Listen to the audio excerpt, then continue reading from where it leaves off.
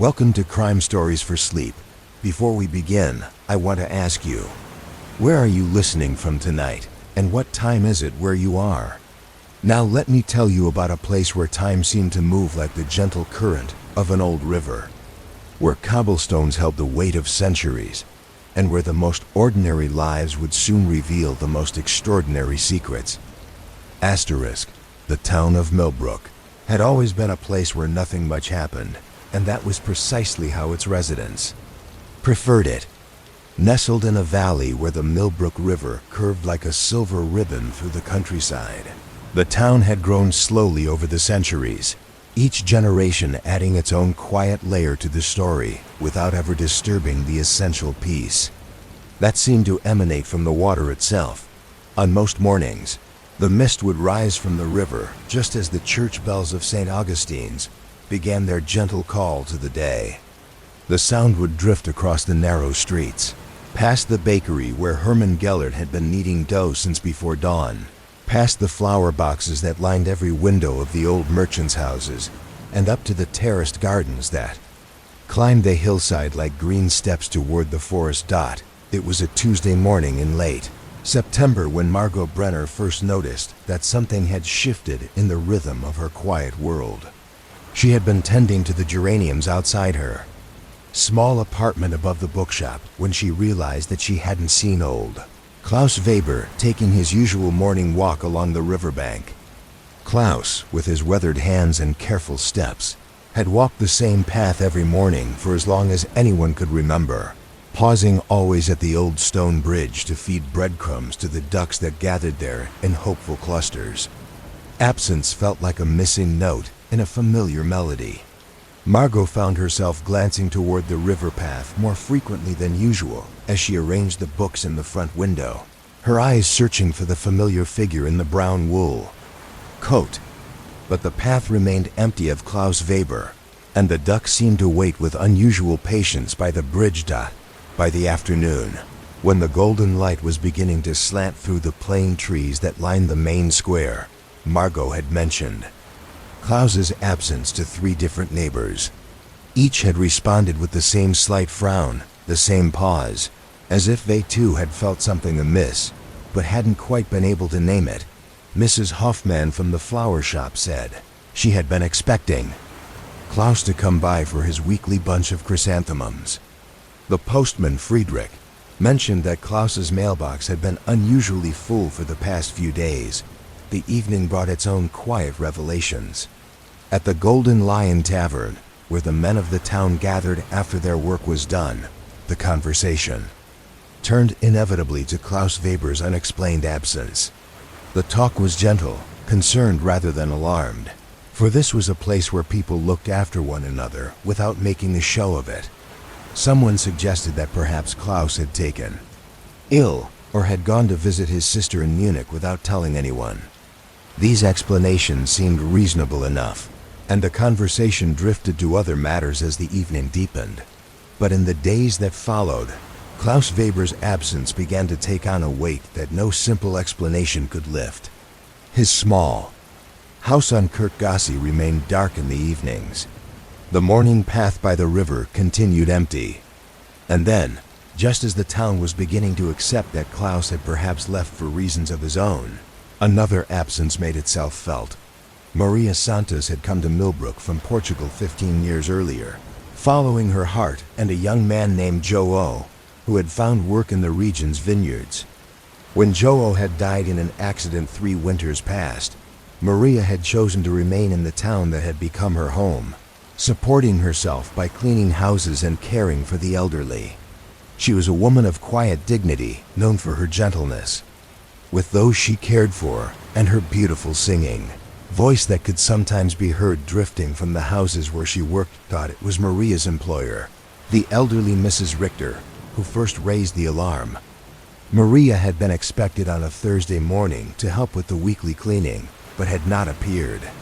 This was unlike her. Maria was punctual to the point of arriving early, and always sent word if she was unwell. When Friday passed without any sign of Maria, Mrs. Richter grew worried enough to ask her neighbors if anyone had seen the young Portuguese woman. The search that followed was thorough but gentle, conducted with the kind of quiet efficiency that small towns manage so well. Maria's landlord, Herr Ziegler, checked her small apartment above the tailor shop and found it neat and orderly with no signs of hasty departure. Her few possessions were all in their proper places. The bed had been made.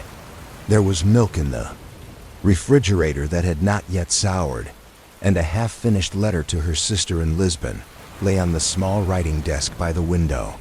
The local police, represented by the calm and methodical Constable Werner, began making inquiries with the same careful attention they might give to a lost cat or a minor traffic dispute.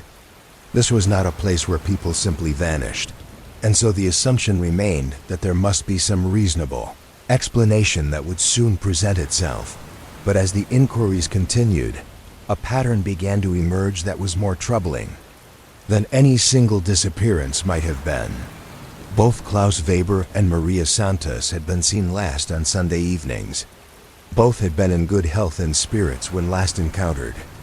Both had left behind lives that showed no signs of preparation for departure, no indication that they had planned to go anywhere at all. Asterisk. The town began to hold its breath without quite realizing it was doing so. Conversations grew a shade more thoughtful. People found themselves taking note of their neighbors in ways they hadn't before, not from suspicion, but from a sudden awareness of how precious the ordinary presence of familiar faces could be.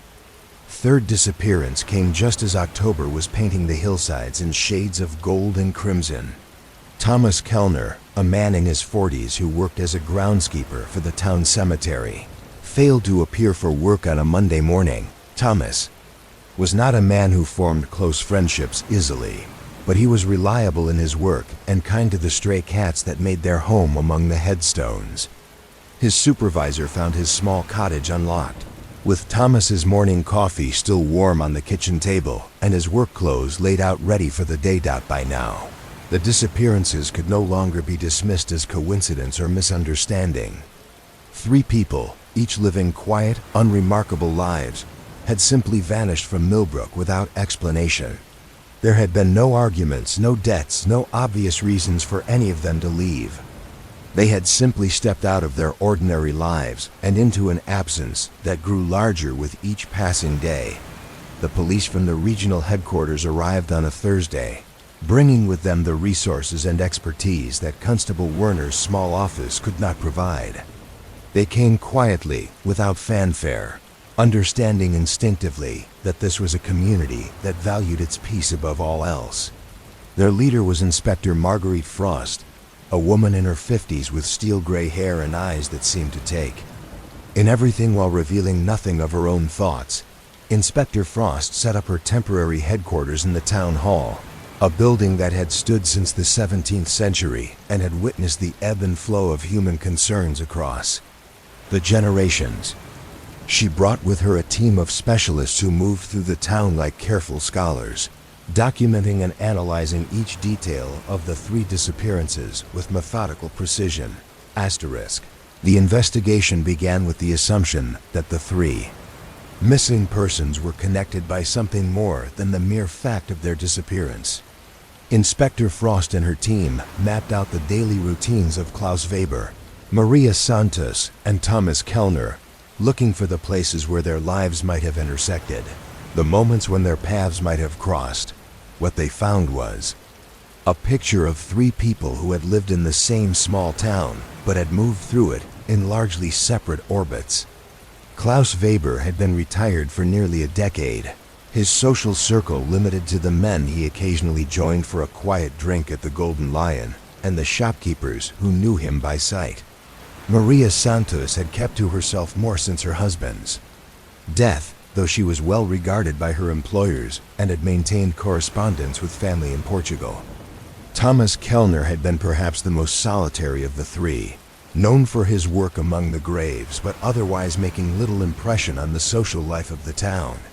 Yet as the investigation deepened, small connections began to emerge. All 3 had been regular attendees at the town's monthly folk music evenings, held in the community center beside the church. All three had been customers at the same small grocery store, run by the Brenner family for 3 generations. All three had, at various times in the past year, been seen walking along the same stretch of riverbank path that led from the town center toward the old mill ruins upstream. These connections were tenuous, the kind of overlaps that might be expected in any small community. But Inspector Frost had learned long ago that in cases where obvious motives were absent, it was often the most ordinary intersections that held the key to understanding. As autumn settled more deeply over Millbrook, the investigation expanded beyond the immediate facts of the disappearances to encompass the broader life of the town. Inspector Frost and her team began to compile a detailed portrait of the community, interviewing residents, not just about the missing persons, but about the rhythms and relationships that defined daily life along the river. They learned that Millbrook was a town with deep roots and long memories, where families had lived for generations, and where change came slowly when it came at all. They learned about the old mill that had once powered the town's economy, about the floods that had swept through the valley in living memory, about the small dramas and quiet triumphs that made up the substance of life in such a place. Most importantly, they began to sense something beneath the surface of the town's placid exterior, a current of unease that seemed to run deeper than the recent disappearances could account for. It was nothing that could be easily defined or documented, more a matter of tensions held carefully in check, of old grievances that had never been fully resolved, of secrets that had been kept so long they had become part of the very foundations of the community. The people of Millbrook were unfailingly polite to the investigators, helpful in the way that good citizens were expected to be. But there was also a reserve, a careful distance that suggested not hostility, but rather a protective instinct, as if the town itself were a living thing that had learned to guard its most vulnerable places from outside scrutiny. Inspector Frost found herself particularly intrigued by the Brenner family, whose grocery store seemed to serve as an informal center of community life. Jakob Brenner, the current owner, was a man in his 60s who had inherited the business from his father and grandfather before him. He possessed the kind of quiet authority that came naturally to those who had spent their lives observing the patterns of human behavior from behind a shop counter. In conversation, Jakob Brenner was forthcoming about the 3 missing persons, all of whom had been longtime customers. He spoke of Klaus Weber's preference for a particular brand of black bread, of Maria Santos's careful attention to finding the best prices for her modest budget, of Thomas Kellner's habit of shopping late in the evening when the store was nearly empty. But beneath his helpful manner, Inspector Frost sensed something withheld, a careful editing of memory that suggested he knew more than he was choosing to share. The Brenner store occupied the ground floor of a narrow building on the main square, with the family's living quarters above and a small warehouse space in the basement where deliveries were stored. The building itself was typical of the town's architecture, its thick walls and small windows speaking of an earlier age, when comfort was measured differently than it was in modern times. Behind the store, a narrow alley led to the loading dock, where trucks arrived twice weekly with supplies from the regional distributors. It was a space that few residents of the town had occasion to visit, tucked away from the more public areas where daily life unfolded. Inspector Frost made note of this, as she made note of all the hidden corners and forgotten spaces that seemed to exist in the margins of even the most ordinary communities. As October gave way to November, the investigation settled into a routine that became part of the town's daily rhythm. The police team continued their methodical work, following leads that led nowhere, interviewing residents who offered everything they knew and yet somehow left important questions unanswered. The 3 missing persons remained absent, their empty places growing more pronounced rather than less as time passed. The seasonal changes that normally brought a quiet beauty to the valley now seemed tinged with an underlying melancholy. The last leaves fell from the plane trees in the square.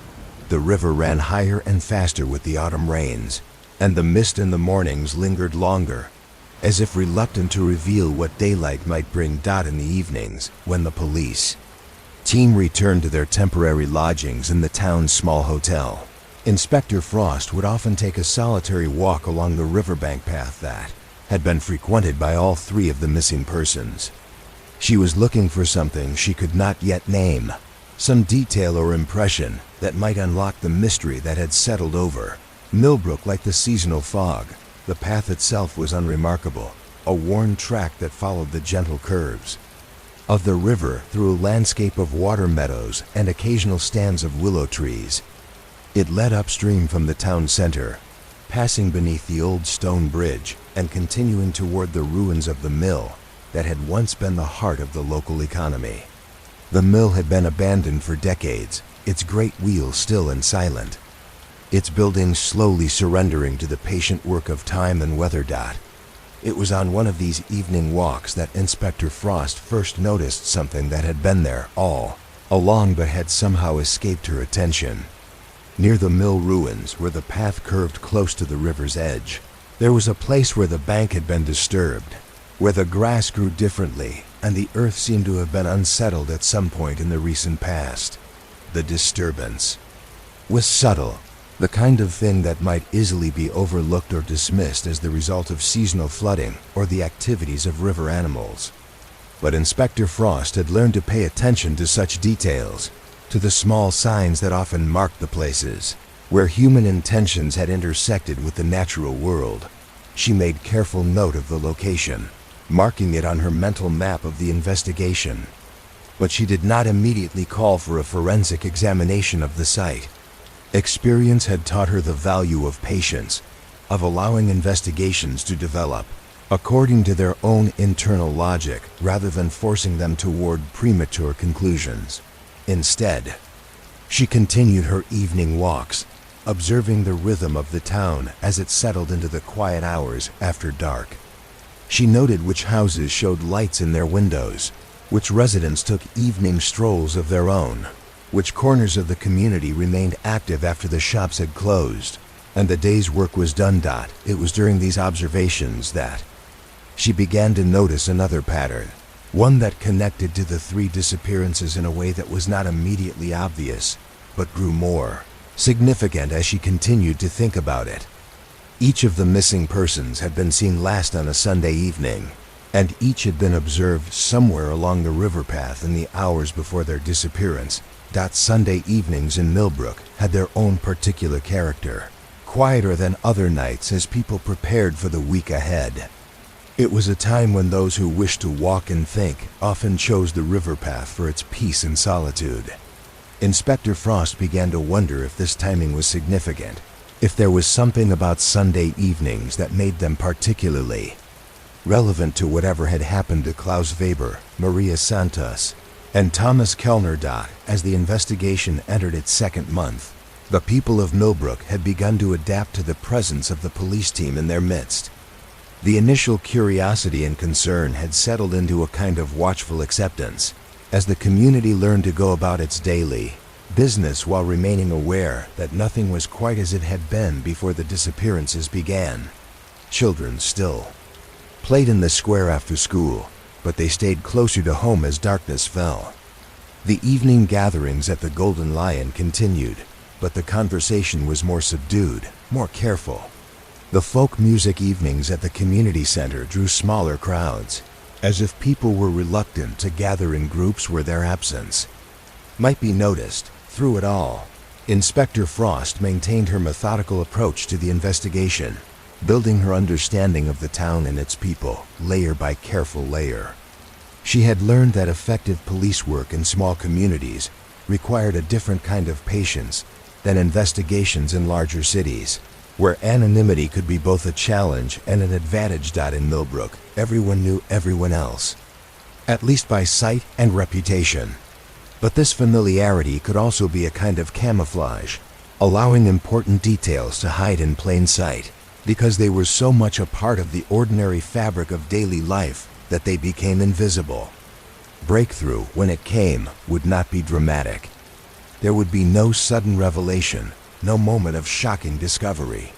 Instead, like the river itself, the truth would emerge slowly, carrying with it the accumulated weight of small details and patient observation of connections made in patterns, recognized across the quiet landscape of human relationships that defined life in the valley.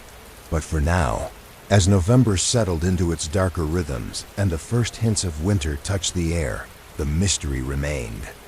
3 people had vanished from Millbrook as completely as if they had never existed, leaving behind only the growing certainty that their disappearances were connected by something more profound than mere coincidence.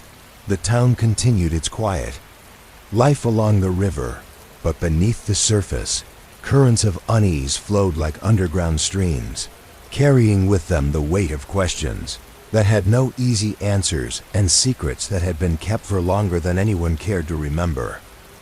The deeper Inspector Frost delved into the lives of the missing persons, the more she came to understand that Millbrook was a town where the past lived very close to the surface of the present. In the old houses along the riverbank, in the worn stones of the church walls, in the careful way that longtime residents spoke of events from decades ago, the weight of accumulated history pressed upon the daily lives of everyone who called the valley home. That Klaus Weber's house on Kirkgasse proved to be a repository of this layered past. When Inspector Frost was finally granted permission to conduct a thorough search of the property, she found herself moving through rooms that seemed to contain the distilled essence of a life lived quietly, but with deep attention to the small details that gave meaning to ordinary days. The house itself was typical of the town's older residential architecture, built in the early 1900s, with thick walls and high ceilings that held the winter cold and summer heat with equal stubbornness. Klaus had lived there alone since his wife's death 8 years earlier, and the rooms bore the particular character that comes to spaces inhabited by a solitary person who has learned to find companionship in familiar objects and established routines. In Klaus's study, Inspector Frost discovered shelf upon shelf of carefully maintained local history books, many of them privately published accounts of life in the valley across the centuries. Klaus had apparently been something of a scholar of his hometown's past, annotating the margins of these books with his own observations and cross-references. His handwriting was precise and careful, the script of someone who valued accuracy and took pleasure in the slow accumulation of detailed knowledge. Among his papers, Inspector Frost found extensive genealogical charts that traced the family connections of Millbrook's residents back through multiple generations. Klaus had documented marriages and births, business partnerships and property transfers, creating a complex map of the relationships that had shaped the community over time.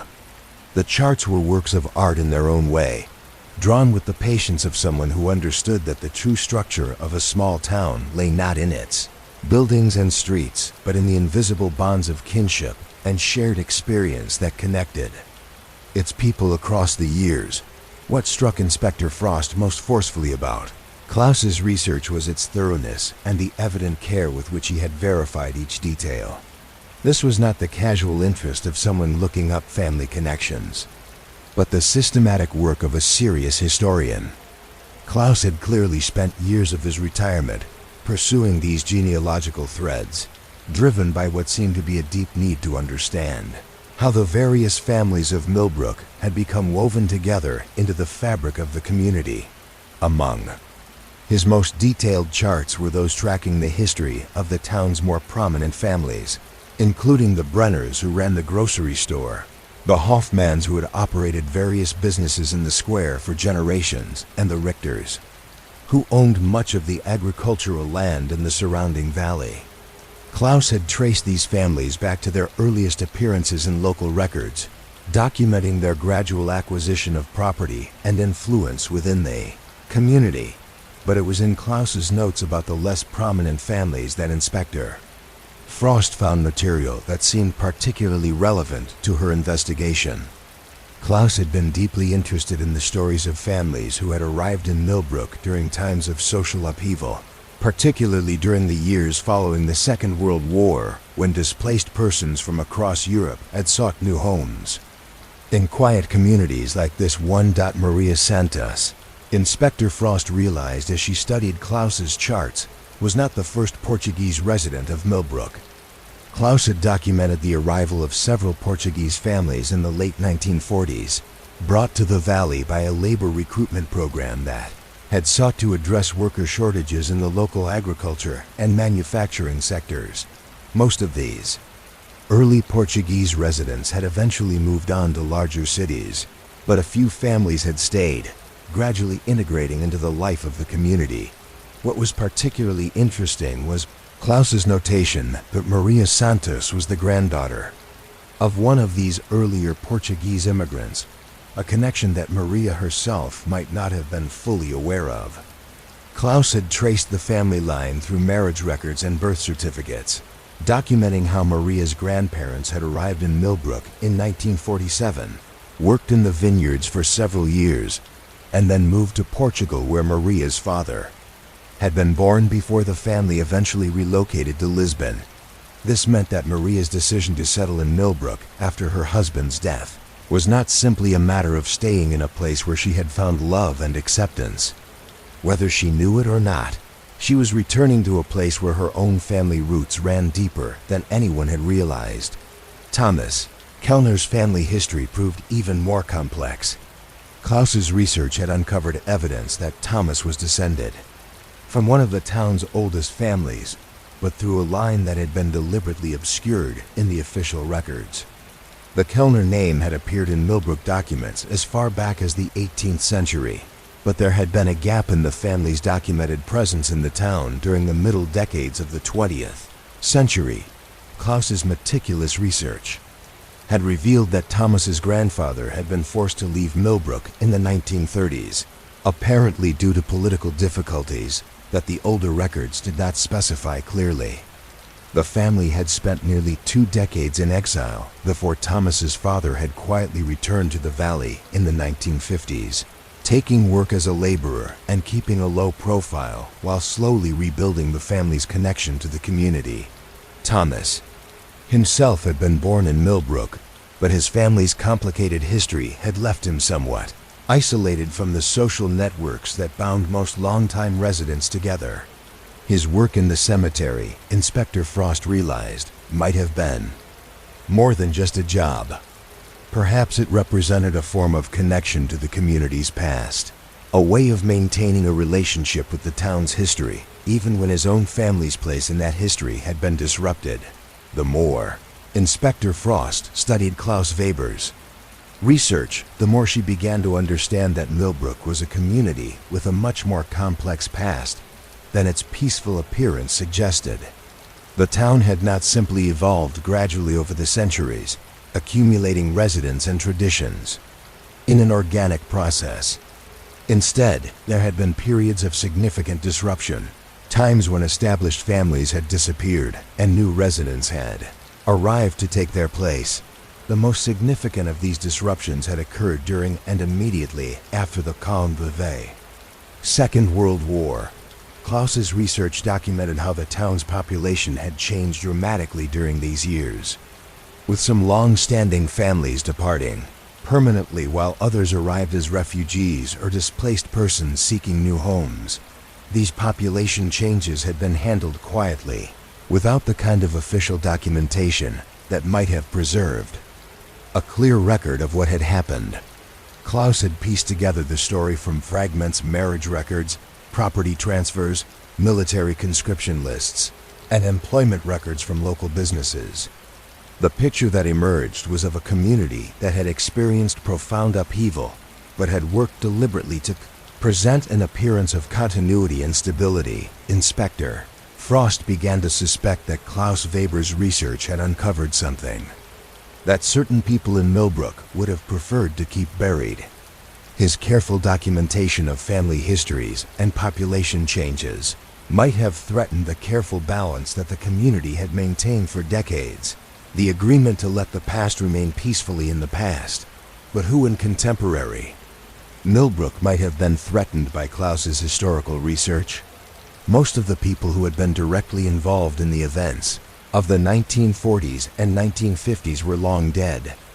Their children and grandchildren had grown up knowing Millbrook only as the peaceful community it had become, not as the place of upheaval and displacement that it had been during its darker periods. Inspector Frost decided to expand her investigation to include a more detailed examination of the town's official records from the post-war period. She requested access to the municipal archives, which were housed in the basement of the town hall in a series of rooms that had been converted from their original use as storage cellars for the building above. The archives were maintained by an elderly volunteer named Herr Lindemann, who had taken on the responsibility after his retirement from teaching at the local school. Herr Lindemann was clearly proud of the collection and eager to help with the investigation, but Inspector Frost sensed that his knowledge of the materials was somewhat limited. He could locate specific document series and explain the filing systems that had been used over the years, but he seemed less familiar with the actual content of many of the older records. As Inspector Frost began working through the municipal records from the 1940s and 1950s, she found evidence of the population changes that Klaus Weber had documented in his genealogical research. But she also found something else, something that Klaus might not have had access to or might not have fully understood the significance of. The town had received substantial financial assistance during the Reconstruction period following the war, money that had been used to repair buildings, improve infrastructure, and help integrate the new residents who had arrived during those years. This assistance had come from various sources: government programs, charitable organizations, and what the records described somewhat vaguely as private benefactors. What was interesting about this financial assistance was how it had been administered. Rather than being distributed directly by government agencies or large charitable organizations, much of the money had been channeled through local committees made up of prominent town residents. These committees had been given considerable discretion in deciding how the funds would be used and which families would receive assistance. The records showed that the Brenner family had been involved in administering some of these programs, as had several other longtime merchant families in the town. They had been in positions to make decisions about which new residents would be welcomed into the community and which might be encouraged to look elsewhere for their fresh start. Inspector Frost began to see how a system like this might create lasting obligations and resentments, bonds of gratitude and networks of influence that could persist across generations. People who had received assistance during their most vulnerable period might feel permanently indebted to those who had helped them. Conversely, those who had been in positions to grant or withhold assistance might feel a continuing sense of responsibility for the families they had helped to establish in the community. These relationships would be largely invisible to casual observers, woven into the fabric of daily life in ways that might be difficult for outsiders to recognize or understand. But they would form part of the underlying structure of the community, influencing business relationships, social connections, and political decisions in subtle but significant ways. As Inspector Frost continued her work in the archives, she began to notice patterns in the assistance records that suggested the integration of new residents had not been a random or purely humanitarian process. Certain types of families had been favored for assistance, those with particular skills or backgrounds that would be useful to the local economy, those who seemed most likely to adapt successfully to the established social patterns of the town. Criteria for these decisions were not explicitly stated in the official records, but they became apparent through careful analysis of who had been helped and who had not. Families with children were favored over single individuals. Catholics were favored over those of other faiths or no stated religion. People with agricultural or craft skills were favored over those whose backgrounds were in commerce or the professions. Most significantly, people who seemed willing to accept a subordinate role in the community's social hierarchy were favored over those who might challenge existing power structures or bring unwelcome attention to the town from outside authorities. Inspector Frost realized that this selection process had effectively created two classes of residents in Millbrook: those whose families had deep, historical roots in the community, and those whose presence was conditional on their continued acceptance by the established families. The latter group might have lived in the town for decades, might have raised children and grandchildren there, but their position would always be somewhat precarious, dependent on maintaining the goodwill of those who had originally granted them a place in the community. Maria Santos and Thomas Kellner both belonged to this second category, though in different ways. Maria's family had been brought to Millbrook as laborers, expected to contribute their work without asserting any claim to social or political influence. Thomas's family had been allowed to return after their earlier departure, but only on the understanding that they would not attempt to reclaim whatever status they might have held before their exile. Klaus Weber, by contrast, represented the established order that had made these decisions. His family had been merchants in Millbrook for generations. They had been among those who administered the post-war assistance programs and helped determine which newcomers would be welcomed into the community. But Klaus's genealogical research had apparently led him to discoveries that complicated this neat division between established families and more recent arrivals. His careful documentation of family histories had revealed connections and continuities that some people might have preferred to keep hidden. Inspector Frost began to understand that Klaus's research might have been more than an old man's hobby. He might have been trying to piece together a fuller understanding of how the community he had lived in all his life had actually been constructed, what decisions had been made and by whom, and how those decisions continued to influence relationships. In the present day, the question was whether anyone else in Millbrook had been aware of the scope of Klaus's research, and whether anyone had felt threatened by what he might discover or reveal. Inspector Frost realized that she needed to learn more about Klaus's social connections in his final months, the people he had talked with about his historical interests, and the places where he might have shared his findings. The monthly folk music evenings at the community center began to take on new significance in her investigation. These gatherings were one of the few occasions when residents from all segments of the community came together in an informal setting. People who might have little contact with each other in their daily lives would find themselves sitting in the same room, listening to the same music, sharing the same collective experience of cultural tradition. Inspector Frost obtained the attendance records for the folk music evenings, going back several years, and found that Klaus Weber, Maria Santos, and Thomas Kellner had all been regular participants. More significantly, all three had been present at the folk music evening that had taken place on the last Sunday that any of them had been seen alive. The folk music evenings were organized by a small committee of volunteers, led by Mrs. Elizabeth Hoffman, whose family had been prominent in the town's cultural life for several generations.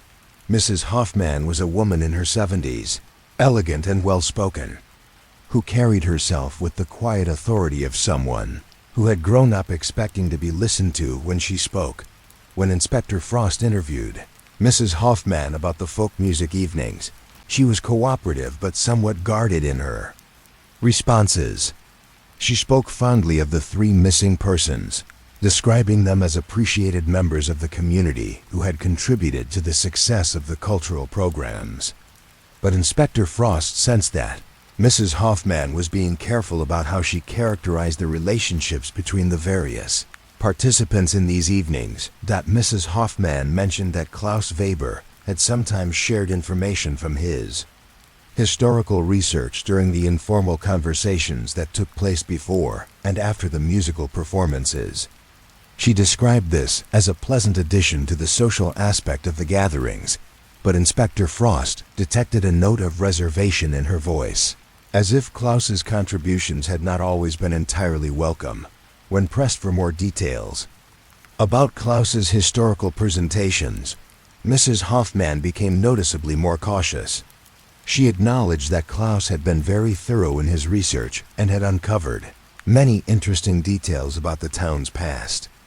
But she also suggested that some of his findings might have been based on incomplete information, and that it was important not to draw too many conclusions from fragmentary historical records. Inspector Frost realized that Mrs. Hoffman was trying to downplay the significance of Klaus's research without directly criticizing his work or suggesting that it had been unwelcome. This delicate balance in her responses suggested that there had indeed been some tension about Klaus's historical presentations, but that this tension had been managed in the subtle way that small communities handled such matters. The community center where the folk music evenings were held was attached to St. Augustine's Church, a building that had served as the spiritual heart of Millbrook for centuries. The church itself was built of the same local stone as many of the town's older buildings, its walls thick enough to hold the accumulated prayers and sorrows of generations of residents. Father Michael Hauser had been the priest at St. Augustine's for nearly 20 years, arriving in Millbrook as a young man and gradually becoming woven into the fabric of community life in the way that parish priests did in small towns. He was a thoughtful man with graying hair and kind eyes, someone who had clearly earned the trust and affection of his parishioners through years of patient attention to their spiritual needs. When Inspector Frost spoke with Father Hauser about the missing persons, she found him to be genuinely concerned about their welfare, but also somewhat puzzled by their disappearances. All three had been regular attendees at Sunday services, though none had been particularly active in the church's organizational activities. They had been what Father Hauser described as quiet faithful, people who found comfort in the familiar rituals of worship but did not seek prominent roles in parish life. Father Hauser had been present at some of the folk music evenings, and he had heard Klaus Weber share information from his historical research. The priest's recollection of these presentations was more detailed than Mrs. Hoffman's had been, and he seemed less concerned about the potential implications of Klaus's findings. According to Father Hauser, Klaus had been particularly interested in the religious history of the town, the ways in which different faith communities had coexisted over the centuries, and how the composition of the congregation had changed during various periods of social upheaval. Klaus had discovered that St. Augustine's had served not only the established Catholic families of the town, but also various groups of refugees and displaced persons who had arrived during different historical periods. The church records, Father Hauser explained, contained detailed information about baptisms, marriages, and funerals going back several centuries. These records could provide valuable insights into population changes and family relationships that might not be documented elsewhere. Klaus had been given access to these records for his research and had apparently found them quite useful for his genealogical work. Inspector Frost asked to examine the church records herself, and Father Hauser readily agreed to provide access. The parish archive was housed in a small room behind the sacristy, where leather-bound volumes of baptismal registers and marriage records were stored in wooden cabinets that showed the marks of centuries of careful use. As Inspector Frost worked through these records, she began to see the patterns that Klaus Weber had discovered in his research. The church registers documented not only the formal sacramental events in people's lives, but also, in their careful notations and cross-references, the complex web of relationships that connected families across generations and continents. Records from the late 1940s and early 1950s showed a significant increase in baptisms and marriages, reflecting the arrival of new residents during the post-war Reconstruction period. Many of these entries included notations about the origins of the new parishioners, their previous parishes, and sometimes the circumstances that had brought them to Millbrook. What was particularly interesting was the pattern of sponsorships and godparent relationships that had been established during this period. The church records showed that established families in the town had frequently served as sponsors for the new arrivals, standing as godparents for their children and witnesses at their weddings. These relationships created formal bonds of spiritual kinship that would have carried social and economic obligations, extending far beyond the religious ceremonies themselves. Inspector Frost realized that Klaus Weber's research had likely revealed How these sponsorship networks had helped integrate new residents into the community while also establishing hierarchies of obligation and dependence that might persist for generations. The families who had served as sponsors would have gained influence over those they had helped to establish, while the sponsored families would have been expected to show appropriate gratitude and deference to their benefactors. These relationships would have been particularly significant in a community like Millbrook, where economic opportunities were limited and social acceptance was essential for practical success. A new resident who fell out of favor with their sponsors might find themselves gradually excluded from business relationships, social gatherings, and community organizations in ways that would make life increasingly difficult without ever rising to the level of overt persecution. The church records also revealed something else that Klaus Weber had apparently discovered in his research. There had been several instances during the post-war period when families who had been established in Millbrook for significant periods had suddenly departed, selling their property hastily and leaving little record of where they had gone. These departures were documented in the parish records only indirectly, through the notation that certain families had requested their sacramental certificates to be transferred to other parishes. But the timing and circumstances of these requests suggested that the departures had not been entirely voluntary. Inspector Frost found herself wondering whether Klaus Weber had been trying to understand what had happened to these departed families, and whether his research had uncovered information that some current residents of Millbrook might have preferred to keep hidden. The peaceful appearance of the community might depend partly on a collective agreement not to examine too closely the circumstances under which this peace had been established. As winter settled more deeply over the valley, Inspector Frost found her investigation expanding beyond the specific facts of the 3 disappearances to encompass a broader understanding of how Millbrook functioned as a community. She had begun to see that the town's apparent simplicity concealed a complex network of relationships and obligations that had been constructed over decades of careful social management. The key to understanding this network, she realized, lay in recognizing that Millbrook was not simply a collection of individuals who happened to live in the same place. Instead, it was a carefully maintained social system in which everyone had a designated role and relationships were governed by unspoken but well-understood rules about hierarchy, obligation, and appropriate behavior. The 3 missing persons had all occupied particular positions within this system.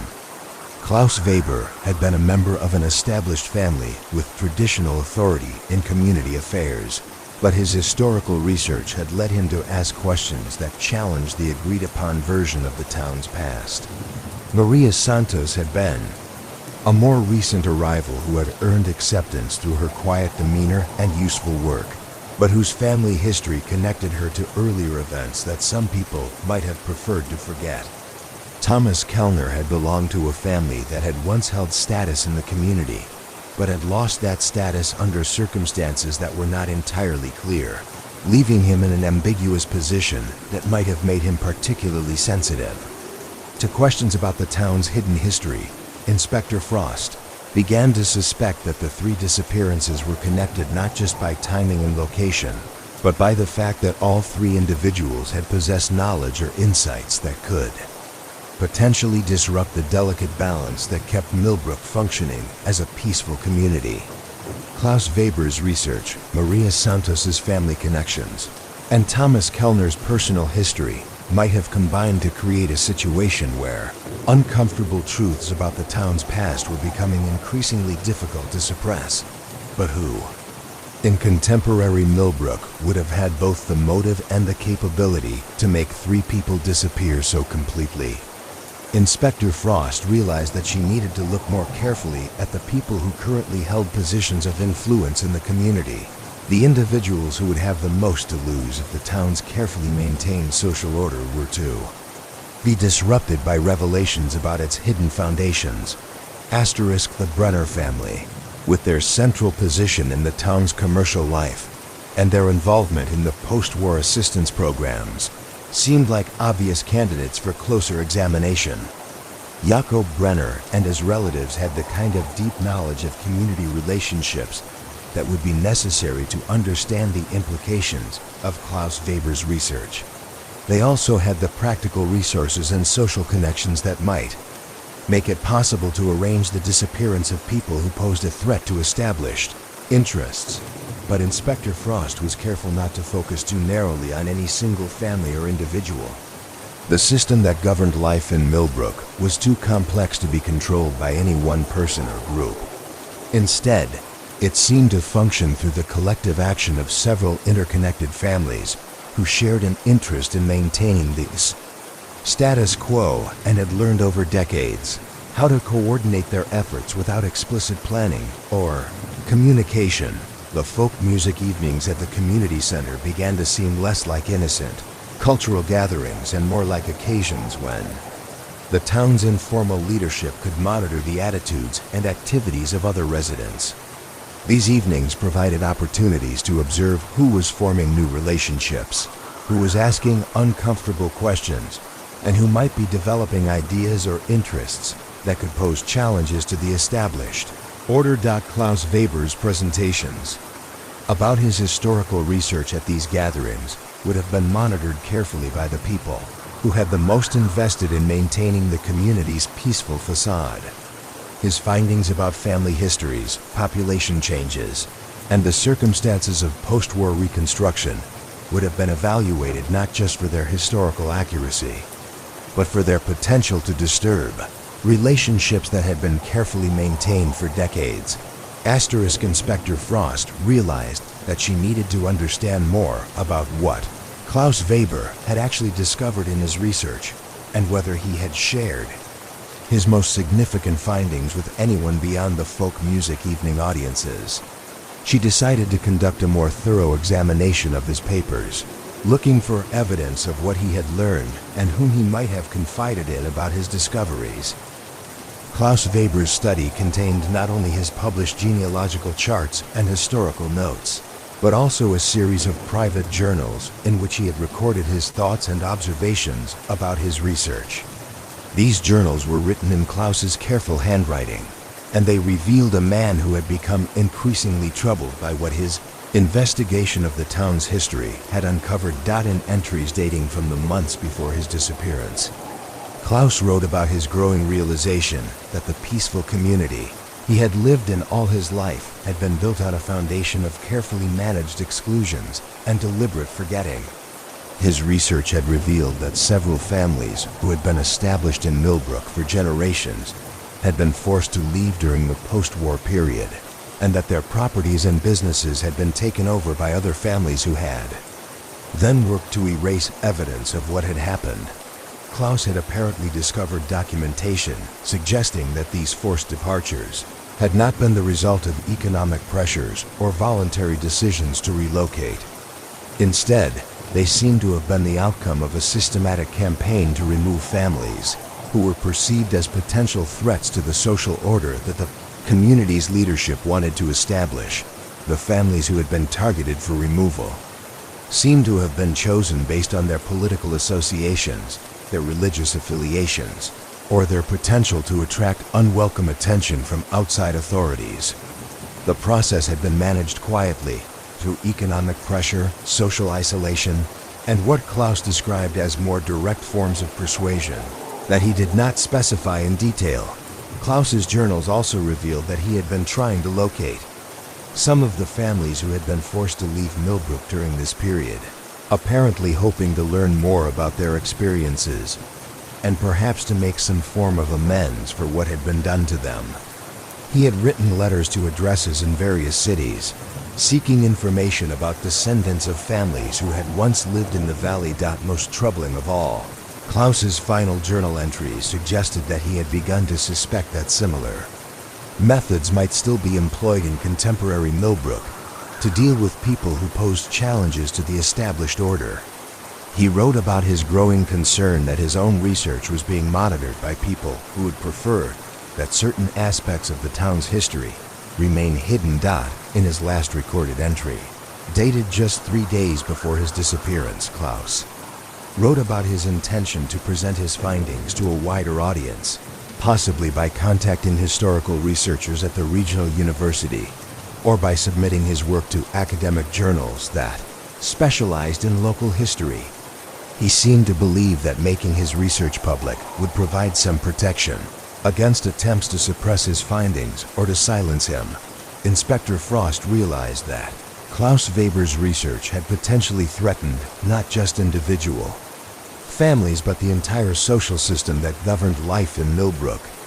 His documentation of how the community had been reconstructed during the post-war period, and his growing understanding of the methods that had been used to maintain social control, represented a direct challenge to the carefully maintained fiction that Millbrook was simply a peaceful town where nothing much had ever happened. The question now was whether Klaus had actually shared his most damaging findings with Maria Santos and Thomas Kellner, and whether the three of them had been planning some form of coordinated action to bring the truth about Millbrook's hidden history into the open. Their regular attendance at the folk music evenings would have provided opportunities for private conversations, and their shared status as people who occupied somewhat marginal positions in the community's social hierarchy might have created bonds of mutual understanding and support. Inspector Frost began to see the three disappearances not as random crimes against isolated individuals, but as a coordinated response to a perceived threat to the social order that had been carefully maintained in Millbrook for more than half a century. The people who had made these three individuals disappear had likely acted not from personal malice, but from a genuine belief that they were protecting their community from disruption that could destroy the peace and stability that had been so carefully constructed over the decades. But understanding the motive for the disappearances was only part of the challenge facing Inspector Frost. She still needed to determine who had actually carried out the crimes, and how they had managed to make three people vanish so completely without leaving evidence that could lead to successful prosecutions. The answer to these questions would require her to penetrate even deeper into the hidden structures of power and influence that governed life in Millbrook, to understand not just what had happened, but how the community's informal leadership had managed to coordinate such a complex and risky undertaking without leaving traces that could be easily discovered by outside investigators. As Inspector Frost prepared to enter the next phase of her investigation, she realized that she was no longer simply trying to solve a criminal case. Instead, she was attempting to unravel a social system that had been constructed over decades with the specific purpose of concealing its own operations and protecting its members from external scrutiny. The peaceful winter landscape of the valley, with its snow-covered fields and quiet streets, seemed to mock the complexity of the human relationships that lay hidden beneath the surface of daily life in Millbrook. But Inspector Frost had learned long ago that the most dangerous crimes were often those that were committed not by obvious criminals, but by ordinary people who believed they were acting in defense of something precious and fragile that could not survive the harsh light of complete honesty. The municipal archives in the basement of Millbrook's town hall had the particular atmosphere of places where time moved differently than it did in the world above. The thick stone walls and small windows created a sense of isolation from the daily rhythms of the community, while the careful organization of documents spanning centuries created its own geography of memory and forgotten significance. Inspector Frost had established a routine of spending her mornings in these archives, working through boxes of records that documented the administrative life of the town across decades of careful bureaucratic attention to detail. The work required patience and a methodical approach, as the most important information was often found in the margins of routine documents, in the careful notations and cross-references that revealed the human stories behind the official transactions. Records from the immediate post-war period proved to be particularly rich in these marginal details. The town had been required to file regular reports with various government agencies about the integration of displaced persons and refugees, and these reports contained not only statistics about population changes, but also detailed accounts of how individual families had been assisted in establishing themselves in the community. What emerged from these documents was a picture of a reconstruction process that had been managed with remarkable efficiency and apparent care for the welfare of the new arrivals. Families had been provided with housing, employment opportunities, and assistance in navigating the complex bureaucratic requirements of establishing legal residence in a new country.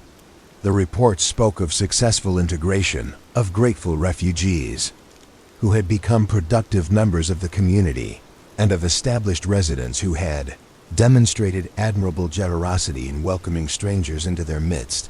But Inspector Frost had learned to read such documents with skepticism, to look for what was not said as carefully as she examined what was explicitly stated. The official reports painted a picture of unqualified success, but they contained almost no information about families who had not integrated successfully, about conflicts that might have arisen during the settlement process, or about people who had decided to leave Millbrook after initially being established there. The absence of such information was itself significant. No social process involving the integration of displaced populations could be expected to proceed without difficulties, misunderstandings, or failures. The complete absence of any documentation about problems or setbacks suggested that the reports had been carefully edited to present only the most positive aspects of what had actually been a much more complex and probably more troubled process. Inspector Frost began to look for traces of the difficulties that must have occurred, but had been excluded from the official reports. She found them in unexpected places, in correspondence between local officials and regional administrators, in private letters that had been preserved among the papers of deceased community leaders, and in the minutes of town council meetings, where sensitive matters had sometimes been discussed in language that was deliberately vague and indirect. Asterisk. These sources revealed that the integration of new residents had not proceeded as smoothly as the official report suggested. There had been tensions between different groups of newcomers, conflicts over housing and employment opportunities, and disagreements about how much assistance the established residents of the town should be expected to provide. Some of the displaced families had proved difficult to integrate, either because of language barriers, cultural differences, or what the documents described diplomatically as problems of adjustment to local conditions. More troubling were the references to families who had been relocated to more suitable environments, or who had chosen to seek opportunities elsewhere. These euphemistic phrases appeared regularly in the correspondence, but were never explained in detail. Inspector Frost began to suspect that they referred to families who had been encouraged or pressured to leave Millbrook after it became clear that their presence was creating problems for the community. The process by which these decisions were made seemed to have been handled through informal consultations between the local families who were administering the assistance programs. There was little documentation of how specific families were selected for relocation, but the pattern that emerged suggested a systematic approach to identifying and removing people who were perceived as threats to the social stability of the community.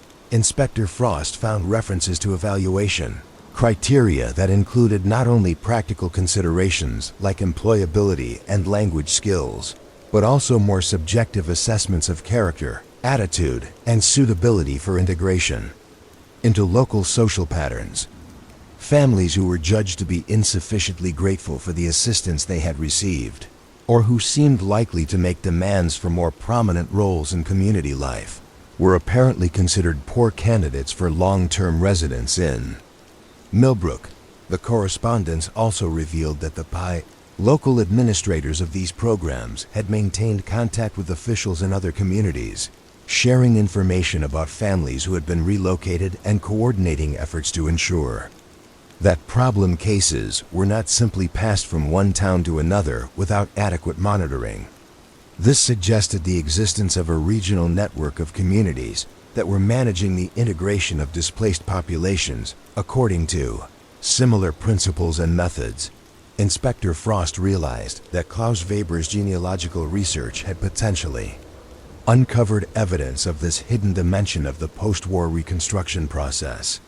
His careful documentation of which families had arrived in Millbrook during this period, and which had subsequently disappeared from the records, might have revealed patterns that the community's leadership had intended to keep concealed.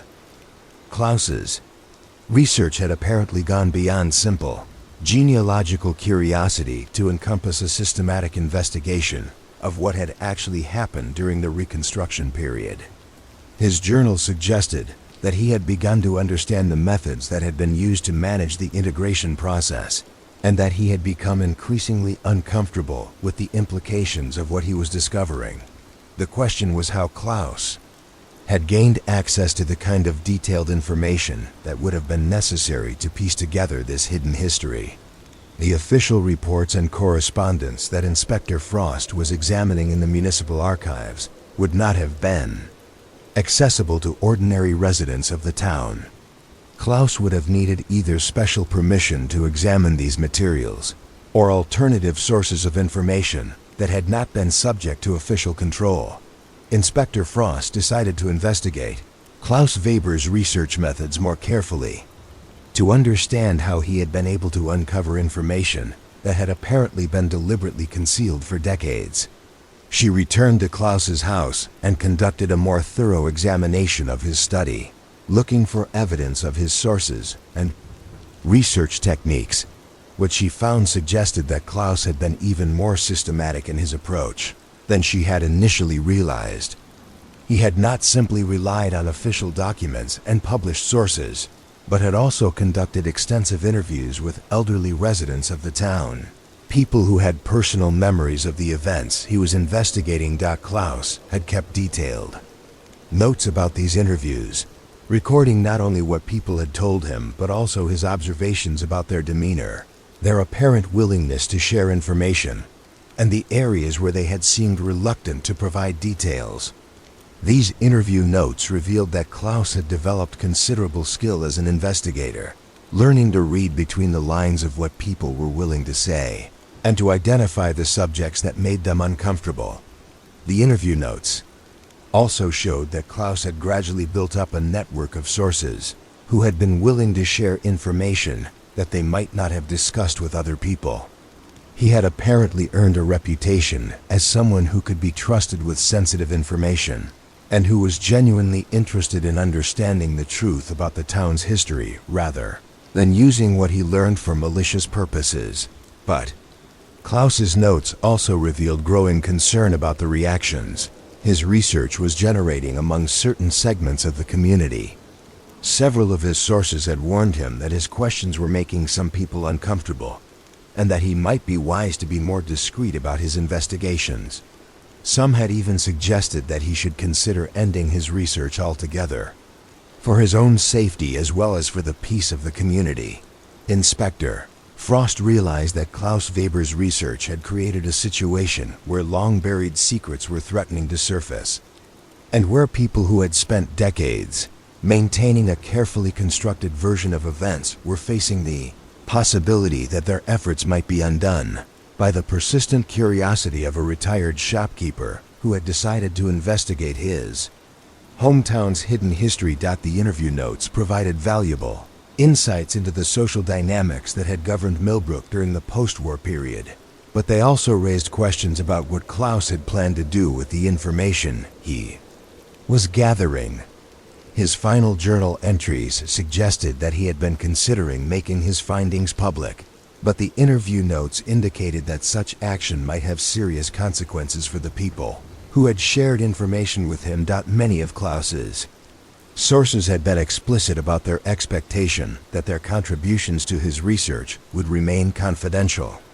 They had shared their memories with him on the understanding that he was conducting academic research that would respect their privacy and would not expose them to potential retaliation from people who might be threatened by what they had revealed. Inspector Frost began to understand that Klaus Weber had found himself in an increasingly difficult position as his research progressed.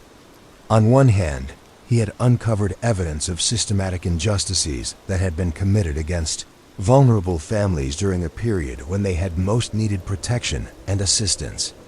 On the other hand, making this evidence public would require him to betray the trust of sources who had shared their memories with him in confidence, and might expose elderly residents of the town to consequences that they were not prepared to face.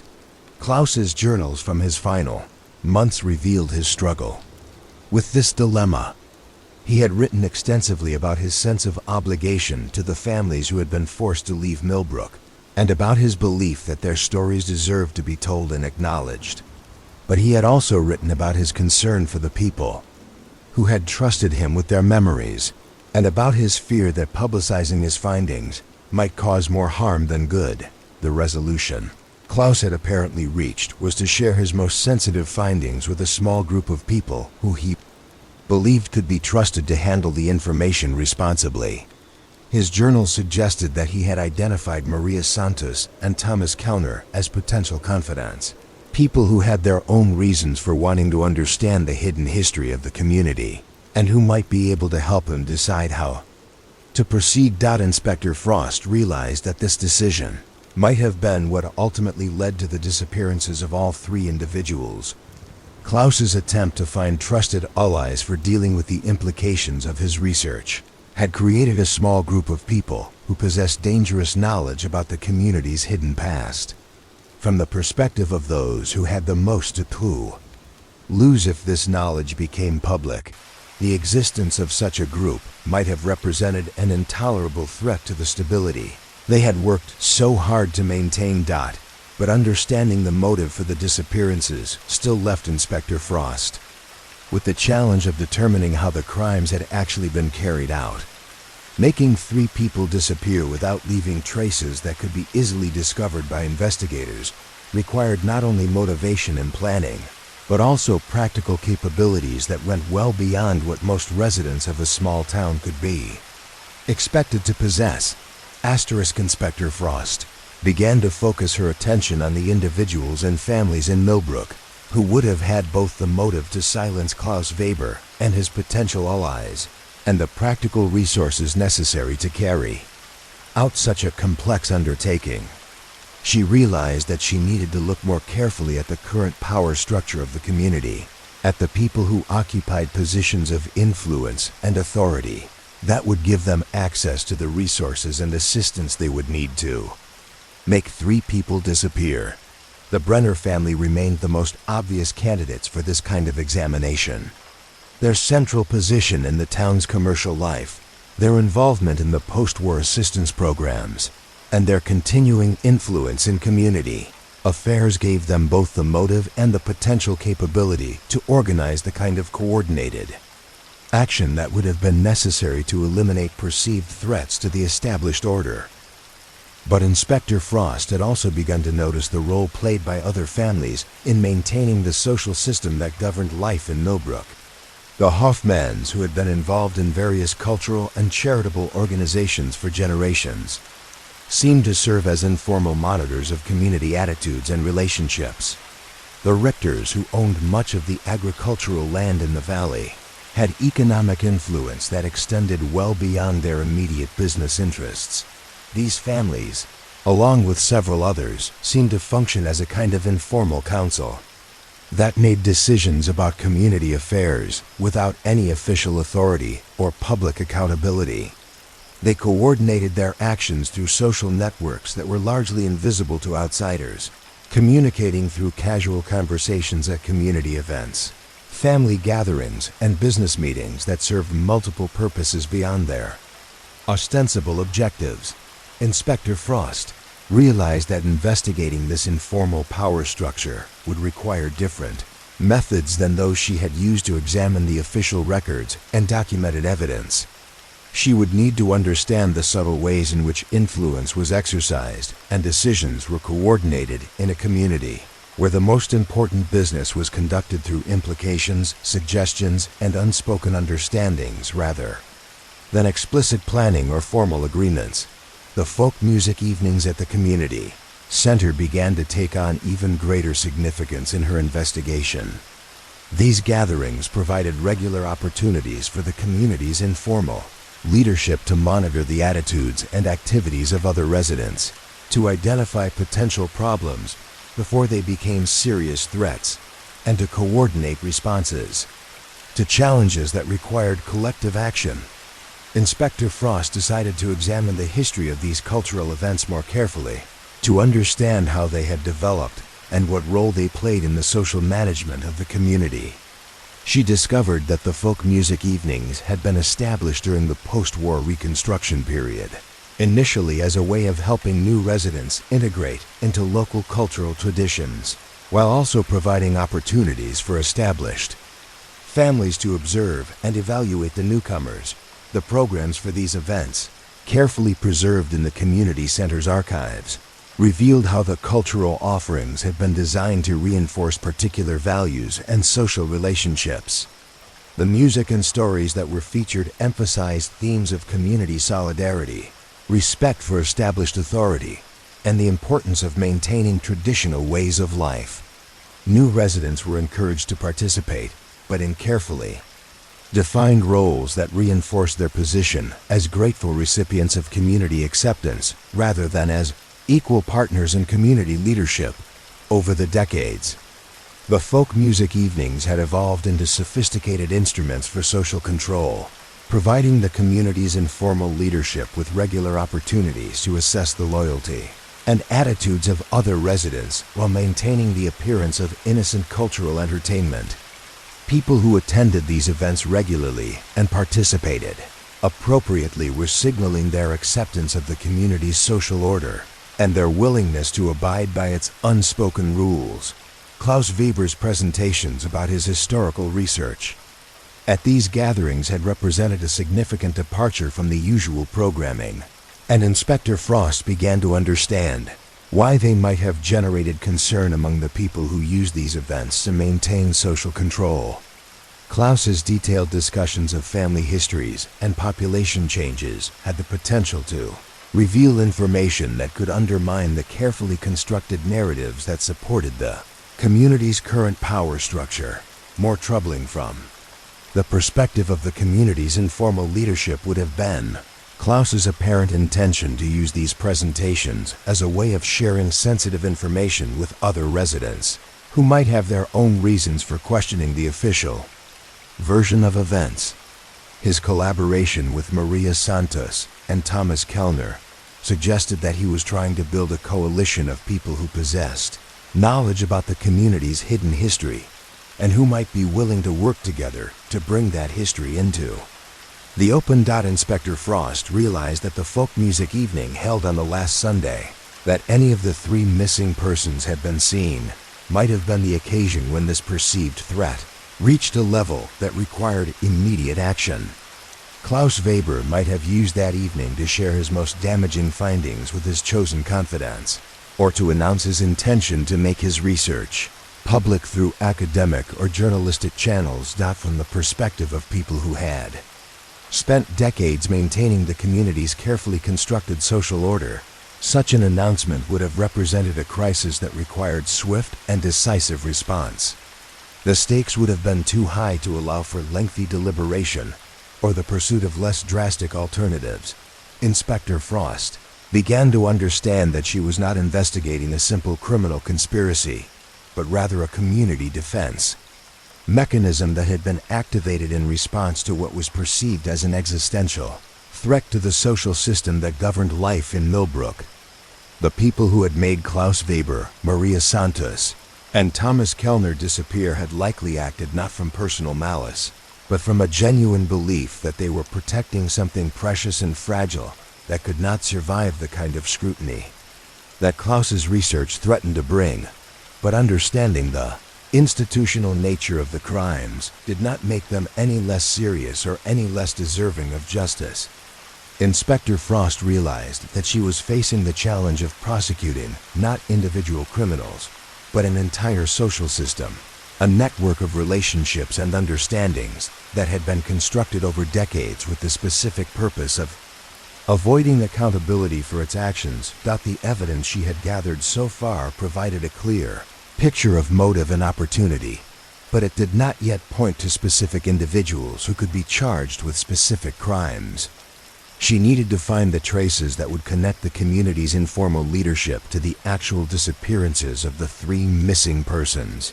Evidence that would stand up in court and lead to successful prosecutions.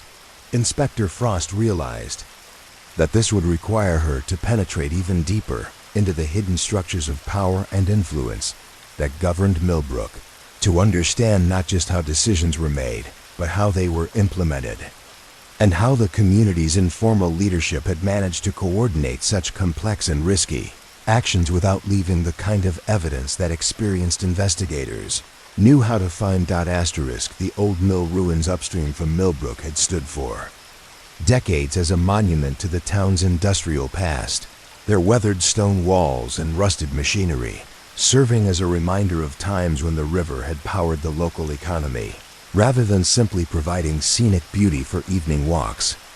Inspector Frost had visited the ruins several times during her investigation, drawn by the disturbed ground she had noticed near the riverbank and by the sense that this isolated location might hold secrets that the more public areas of the town had managed to conceal. On a gray morning in late November, she returned to the mill ruins with a team of forensic specialists and ground-penetrating radar equipment, ready to examine more carefully the area where the earth seemed to have been disturbed. The morning mist rose from the river like smoke, creating an atmosphere of otherworldly quiet that seemed appropriate for the grim work they were about to undertake. The forensic team worked with methodical precision, mapping the area around them ruins and identifying several locations where the soil showed signs of relatively recent disturbance. The ground-penetrating radar revealed anomalies beneath the surface that were consistent with the presence of buried objects, though the exact nature of these objects could not be determined without excavation.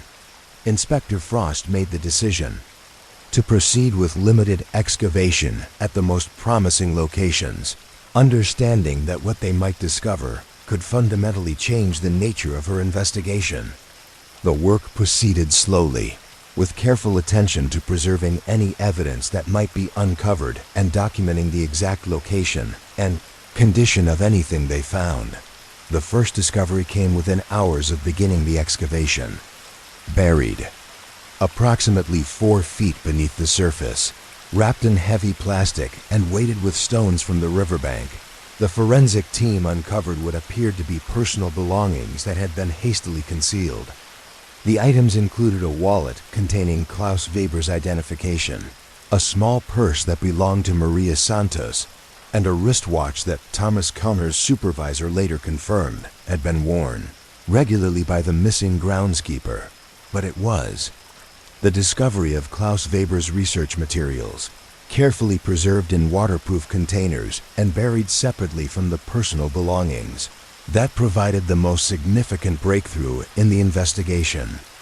The containers held copies of Klaus's most sensitive findings, including documents and photographs that he had apparently hidden as insurance against anyone who might want to suppress his research. Among these materials was evidence that Klaus had discovered far more about Millbrook's hidden history than Inspector Frost had initially realized.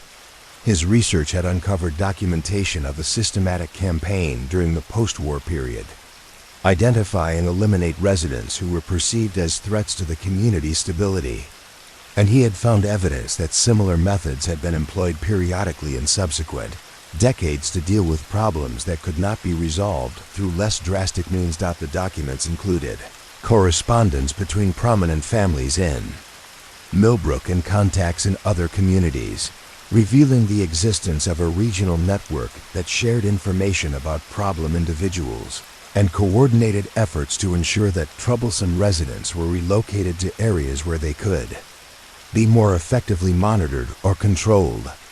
The system had operated with remarkable efficiency for decades, managing to remove perceived threats while maintaining the appearance of a peaceful community where such harsh measures were never necessary. Klaus's research had also uncovered evidence that several unexplained disappearances and apparent suicides in the region over the past 30 years had actually been the result of coordinated action by this informal network.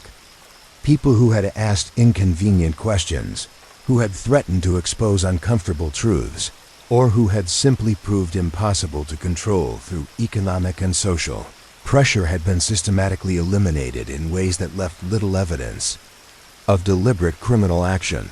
The discovery of this documentation provided Inspector Frost with the evidence she needed to understand not just what had happened to Klaus Weber, Maria Santos, and Thomas Kellner, but how their disappearances fit into a much larger pattern of systematic social control that had been operating in the region for decades. But the buried research materials also revealed that Klaus Weber had been more methodical in preparing for potential retaliation than Inspector Frost had initially understood. He had not only documented his findings, but had also taken steps to ensure that his research would survive even if he did not. Copies of his most important documents had been sent to contacts at universities and research institutions, with instructions that they should be made public if anything happened to him.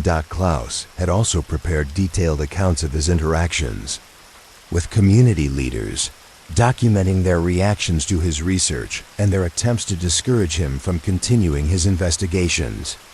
These accounts provided evidence of the pressure that had been applied to silence him, and of the growing desperation among the community's informal leadership as they realized that their carefully maintained system of control was under serious threat. Inspector Frost realized that Klaus Weber had essentially forced the hand of the people who ultimately eliminated him. By preparing his research for publication and making it clear that his death or disappearance would only ensure that his findings received wider attention, Klaus had created a situation where the community's leadership faced a choice between allowing their hidden history to be exposed or taking actions that would inevitably attract the kind of outside scrutiny they had worked so hard to avoid.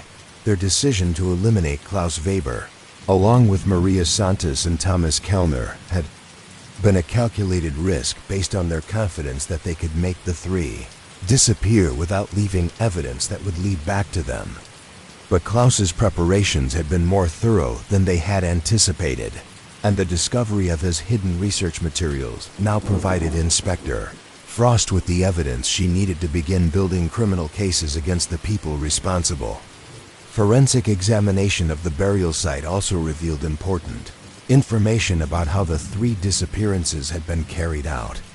The personal belongings that had been buried showed evidence of violence, including bloodstains that DNA analysis would later confirm belonged to all three of the missing persons. The location of the burial site, in an isolated area that was seldom visited except by the occasional hiker or fisherman, suggested careful planning and familiarity with the local terrain. Most significantly, the forensic team found evidence that multiple people had been involved in the burial process. Footprint analysis revealed at least 4 different individuals, while other physical evidence suggested that vehicles had been used to transport both the victims and the materials that had been buried with them. This confirmed Inspector Frost's growing understanding that the disappearances had been the result of coordinated group action rather than the work of a single individual. The investigation now entered a new phase, as Inspector Frost used the evidence discovered at the mill ruins to build cases against the specific individuals who had been involved in the 3 disappearances. The forensic evidence provided important clues about the identity of the perpetrators, while Klaus Weber's research materials offered insights into the broader conspiracy that had made the murders seem necessary to those who ordered them. Key to identifying the specific perpetrators lay in understanding the organizational structure of Millbrook's informal leadership network. Inspector Frost realized that while the decision to eliminate the 3 individuals had probably been made collectively, the actual implementation of that decision would have required people with particular skills and resources. The burial of evidence at the mill ruins, in particular, suggested the involvement of people who were familiar with construction or excavation work, who had access to the equipment necessary for digging and moving earth without attracting attention. The careful preservation of Klaus Weber's research materials also suggested that the perpetrators had understood the significance of what they were destroying and had taken steps to ensure that potentially incriminating evidence would not be accidentally discovered. Inspector Frost began to focus her attention on residents of Millbrook who combined positions of influence in the community with practical skills or resources that would have been useful in carrying out the murders and concealing the evidence. She was looking for people who were trusted members of the informal leadership network, but who also had the capability to handle the physical aspects of making 3 people disappear. The Brenner family remained central to her investigation, but Inspector Frost now began to pay closer attention to their business relationships and the network of contractors, suppliers, and employees who worked with them regularly. The family's grocery business gave them contact with delivery drivers, warehouse workers, and other people who had access to vehicles and equipment that could have been used in the murders. Jacob Brenner's son Martin, who managed much of the family's commercial property holdings, proved to be of particular interest. Martin was in his 40s, physically capable of the demanding work that would have been required to dispose of 3 bodies, and his property management responsibilities gave him access to construction equipment and vacant buildings that could have been used in the commission of the crimes. Inspector Frost also discovered that Martin Brenner had connections to several other families who seemed to be part of the community's informal leadership network. His wife was a member of the Hoffman family, creating a direct link between 2 of the most prominent merchant dynasties in the town. His business partnerships included joint ventures with members of the Richter family, who controlled much of the agricultural land in the valley, and had their own reasons for wanting to maintain the existing social order. As Inspector Frost delved deeper into these family connections and business relationships, she began to understand how the informal leadership network of Millbrook had maintained its power and influence across generations. The intermarriage between prominent families had created a web of kinship obligations and shared interests that made coordinated action possible without the need for explicit conspiracy or formal organization. When threats to the community's stability arose, these family networks could respond quickly and effectively, drawing on decades of mutual trust and shared understanding about what needed to be done to protect their collective interests. The elimination of Klaus Weber, Maria Santos, and Thomas Kellner had been organized through these existing relationships, using communication methods and decision-making processes that had been refined through years of managing less dramatic challenges to the community's social order. But Inspector Frost also realized that the strength of these family networks could become a weakness when they were subjected to systematic investigation by outside authorities.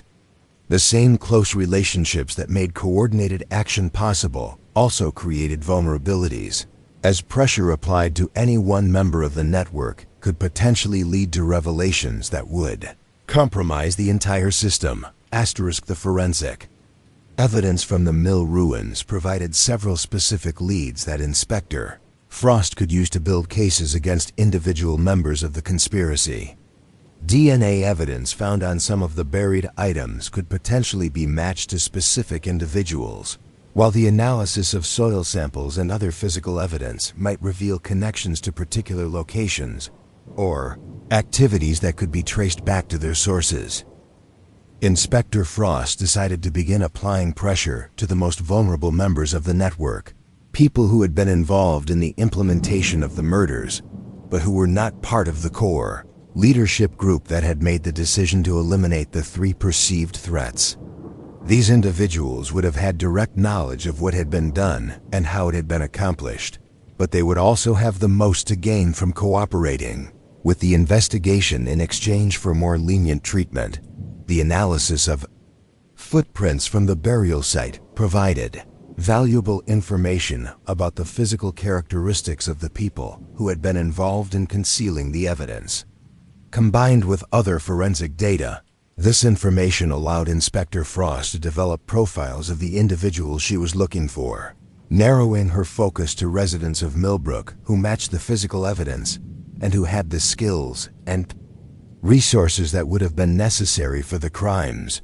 One promising lead emerged from the analysis of tire tracks found near the mill ruins. The tracks matched a specific type of commercial vehicle that was used by several businesses in the area, but the wear patterns and other distinctive features suggested that they had been made by a particular truck that could potentially be identified. Through systematic examination of vehicles owned by local companies, Inspector Frost arranged for discreet surveillance of the businesses and individuals who owned vehicles matching the tire track evidence. She was looking for signs of unusual behavior, evidence that people were taking extraordinary precautions to avoid detection, or indications that members of the conspiracy were communicating with each other about the progress of the investigation. Surveillance quickly revealed that several members of Millbrook's prominent families were indeed taking unusual security measures. Phone conversations were being conducted more carefully, with frequent use of coded language and indirect references. Social gatherings that had traditionally been casual and open were being organized more discreetly, with careful attention to who was invited and what was discussed. Most tellingly, Inspector Frost's surveillance team observed several instances of prominent residents making trips to locations outside the immediate area, traveling to meet with people who appeared to be lawyers or other professional advisors. These trips suggested that the community's leadership was preparing for the possibility that their involvement in the murders would be discovered, and that they would need professional legal assistance to protect themselves.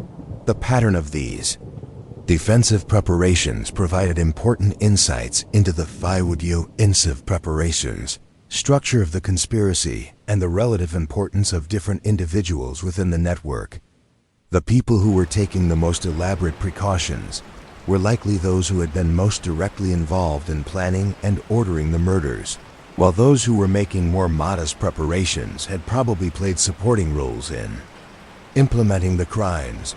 Inspector Frost realized that she now had enough evidence to begin making arrests, but she decided to wait a little longer in order to gather additional information about the full extent of the conspiracy. She wanted to ensure that she could build strong cases against all of the people who had been involved, not just those who had played the most visible roles in the murders. The waiting also allowed her to observe how the pressure of the ongoing investigation was affecting relationships within the community's leadership network. As the stress of maintaining their secret increased, some members of the conspiracy began to show signs of strain that made them more vulnerable to investigative pressure. Martin Brenner, in particular, seemed to be struggling with the psychological burden of what he had participated in. Surveillance revealed that he was drinking more heavily than usual, that he was having difficulty sleeping, and that he was becoming increasingly isolated from his usual social circles. These were all signs that he might be prepared to cooperate with investigators if he were approached in the right way. Inspector Frost decided to make Martin Brenner her first target for intensive interrogation. His central position in the community's business networks meant that he would have detailed knowledge of how the conspiracy had been organized and implemented, while his apparent psychological distress suggested that he might be more willing than others to acknowledge what had been done and provide evidence against his co-conspirators. The arrest of Martin Brenner was carried out early on a December morning, as he was leaving his house to begin his daily routine. Inspector Frost wanted to take him into custody before he had an opportunity to communicate with other members of the conspiracy about what was happening, and before they could take steps to destroy evidence or coordinate their responses to the investigation. Martin Brenner's reaction to his arrest provided immediate confirmation that Inspector Frost's assessment of his psychological state had been accurate. Rather than maintaining the kind of careful silence that experienced criminals knew to observe when taken into custody, Martin immediately began asking questions about what the police knew and what evidence they had discovered. His questions revealed detailed knowledge of the crimes and suggested that he was already thinking about what he might need to admit to and what he might be able to deny. During the initial interrogation, Martin Brenner maintained that he had not been directly involved in the murders themselves, but he acknowledged that he had been aware that Klaus Weber's research was causing concern among the community's leadership, and that discussions had taken place about how to address the problem. He claimed that he had assumed these discussions were about applying social and economic pressure to discourage Klaus from continuing his investigations, and that he had not realized that more drastic measures were being contemplated. But as the interrogation continued and Inspector Frost presented him with specific forensic evidence that connected him to the crime scenes, Martin's denials became less convincing. The DNA evidence, the tire track analysis, and other physical evidence made it clear that he had been directly involved in the disposal of the victims' bodies and the concealment of evidence at the mill ruins. Faced with overwhelming physical evidence, Martin Brenner eventually began to provide more detailed information about what had happened and who had been involved. His account revealed that the decision to eliminate Klaus Weber, Maria Santos, and Thomas Kellner had been made during a series of private meetings between the heads of the most prominent families in Millbrook. These meetings had taken place over several weeks, as the participants had carefully considered their options and planned their response to the perceived threat. According to Martin's account, the final decision to proceed with the murders had been made after Klaus Weber had announced his intention to publish his research findings and had made it clear that he could not be dissuaded through threats or pressure.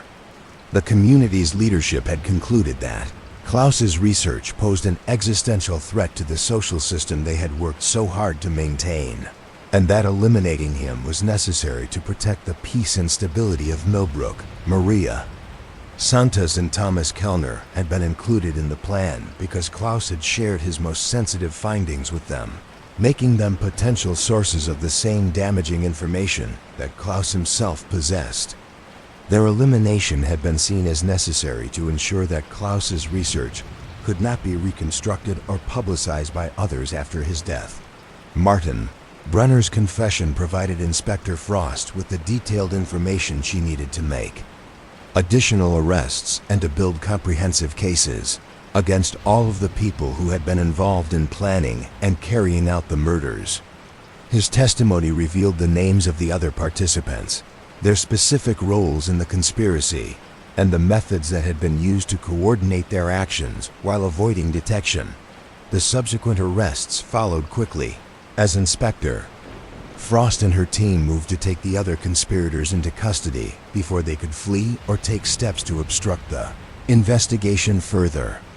The arrests created a sensation in Millbrook, as residents struggled to understand how the people they had trusted to lead their community could have been involved in such terrible crimes. But Inspector Frost realized that the arrests were only the beginning of a much larger process of reckoning with the hidden history that Klaus Weber's research had brought to light. The murders of Klaus Weber, Maria Santos, and Thomas Kellner had been the most extreme manifestation of a system of social control that had been operating in Millbrook for decades, and the community would need to confront the full extent of what had been done in the name of maintaining their peaceful way of life. Asterisk. The investigation had revealed not just the identity of 3 murderers and their accomplices, but the existence of a shadow history that had been carefully concealed for more than half a century. The families who had been forced to leave Millbrook during the post-war period, the individuals who had been silenced or eliminated over the subsequent decades, and the systematic manipulation of official records to conceal what had been done, all represented aspects of the community's past that would need to be acknowledged and addressed. As winter settled over the valley and the legal proceedings against the conspirators began, Inspector Frost found herself thinking about the larger implications of what she had uncovered. The case had revealed how easily a small community could maintain systems of oppression and control, and how effective those systems could be at concealing their own operations from outside scrutiny. But it had also demonstrated the power of careful research and persistent investigation to uncover even the most carefully hidden truths. Klaus Weber's dedication to understanding his community's history had ultimately exposed the crimes that had been committed in the name of preserving that community's peace. even though it had cost him his life to do so. The quiet waters of Millbrook would continue to flow past the town as they had for centuries, but they would now carry with them the weight of acknowledged truth rather than carefully maintained secrets. The community would need to find new ways of organizing itself, new methods of resolving conflicts and managing change that did not depend on the systematic exclusion and elimination of people who posed challenges to established authority. Inspector Frost understood that this transformation would not be easy or quick. The habits of secrecy and control that had governed life in Millbrook for so long would not disappear, simply because their most extreme manifestations had been exposed and punished. But the investigation had at least made it possible for the community to begin the difficult work of confronting its hidden past and building a more honest foundation for its future. The trial of the Millbrook conspirators began in the early spring, as the valley was awakening from its winter dormancy, and the first flowers were appearing in the gardens that lined the narrow streets of the town. The regional courthouse where the proceedings took place was located in a larger city 30 kilometers downstream from Millbrook, far enough away to ensure that the trial could be conducted without the intense local pressures that might have influenced proceedings in the smaller community. Inspector Frost had spent the winter months preparing her testimony and working with prosecutors to build the strongest possible cases against all of the people who had been involved in the murders of Klaus Weber, Maria Santos, and Thomas Kellner. The evidence she had gathered was extensive and detailed, providing a clear picture not only of how the three individuals had been killed, but of the broader conspiracy that had made their deaths seem necessary to the perpetrators. The lead prosecutor was Maria Hartman, an experienced attorney who had handled several complex cases involving organized crime and conspiracy. She understood the challenges involved in prosecuting crimes that had been committed by respected members of a small community, and she was determined to ensure that the full scope of what had been done would be revealed and acknowledged during the trial proceedings. The defendants included Martin Brenner, who had confessed to his involvement and was cooperating with prosecutors in exchange for a reduced sentence. His father, Jakob Brenner, who had been identified as one of the primary organizers of the conspiracy, maintained his innocence and was represented by expensive lawyers who were working to minimize his exposure to criminal penalties. Also among the defendants were Wilhelm Hoffmann, whose family had been involved in the post-war assistance programs and who had helped coordinate the community's response to Klaus Weber's research, and Friedrich Richter, whose agricultural holdings had given him both the resources and the motivation to participate in eliminating perceived threats to the established social order. Several other residents of Millbrook were charged with lesser crimes related to their supporting roles in the conspiracy, including assistance with the disposal of evidence and the provision of false information to investigators.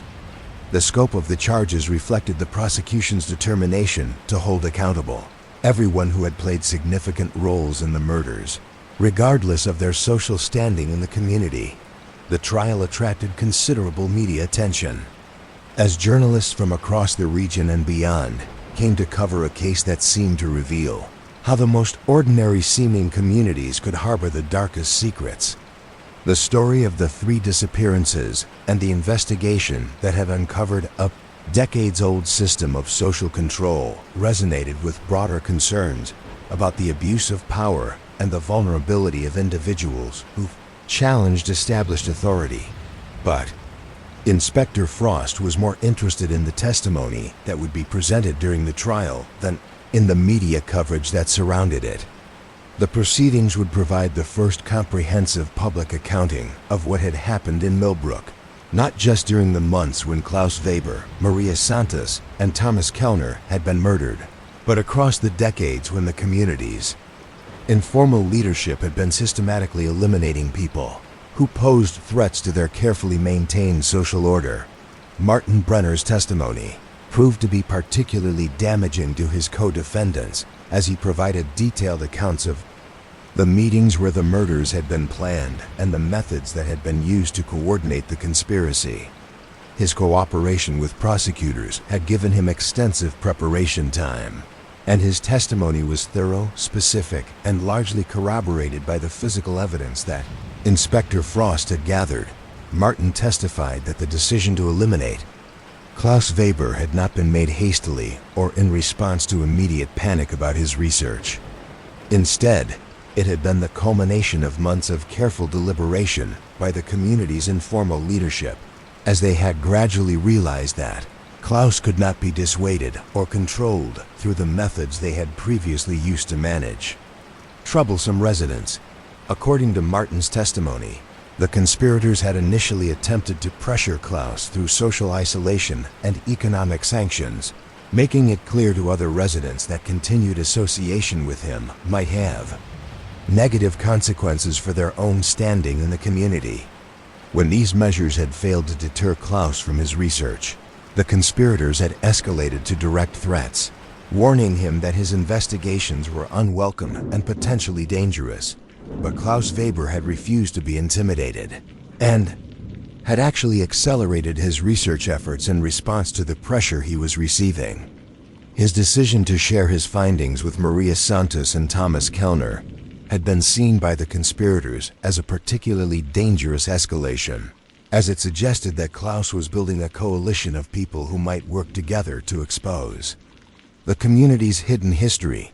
Martin's testimony revealed that the murders had been planned with meticulous attention to detail, drawing on the conspirators' collective knowledge of the local terrain and their understanding of how to dispose of evidence in ways that would minimize the chances of discovery. The decision to bury the victim's personal belongings and Klaus's research materials at different locations had been intended to confuse investigators and prevent them from reconstructing what had actually happened. The prosecution used Martin's testimony as a foundation for presenting the extensive forensic evidence that Inspector Frost had gathered, connecting the physical traces found at various crime scenes to specific defendants, and demonstrating how their individual actions had contributed to the overall conspiracy. The DNA evidence, fingerprint analysis, and other forensic material provided objective confirmation of Martin's account of how the crimes had been carried out. But the most powerful aspect of the prosecution's case was the presentation of Klaus Weber's research itself, the historical documentation that had ultimately motivated the murders. Prosecutor Hartman arranged for Klaus's findings to be presented systematically during the trial, revealing the full scope of what he had discovered about Millbrook's hidden past and demonstrating why his research had been perceived as such a threat by the community's established leadership. The presentation of Klaus's research required several days of testimony, as historians and archival experts explained the significance of the documents he had uncovered and the methods he had used to piece together the hidden history of the post-war Reconstruction period. The testimony revealed not only the systematic exclusion and elimination of families who had been deemed unsuitable for integration into the community, but also the broader network of similar communities that had coordinated their efforts to manage displaced populations according to shared principles and methods. Inspector Frost testified about her investigation and the gradual process by which she had uncovered the conspiracy, but she was careful to emphasize that her work had been built on the foundation that Klaus Weber had established through his own research. Without Klaus's meticulous documentation of the community's hidden history, she explained, it would have been nearly impossible to understand the motives for the murders or to identify the people who had been involved in planning and carrying them out.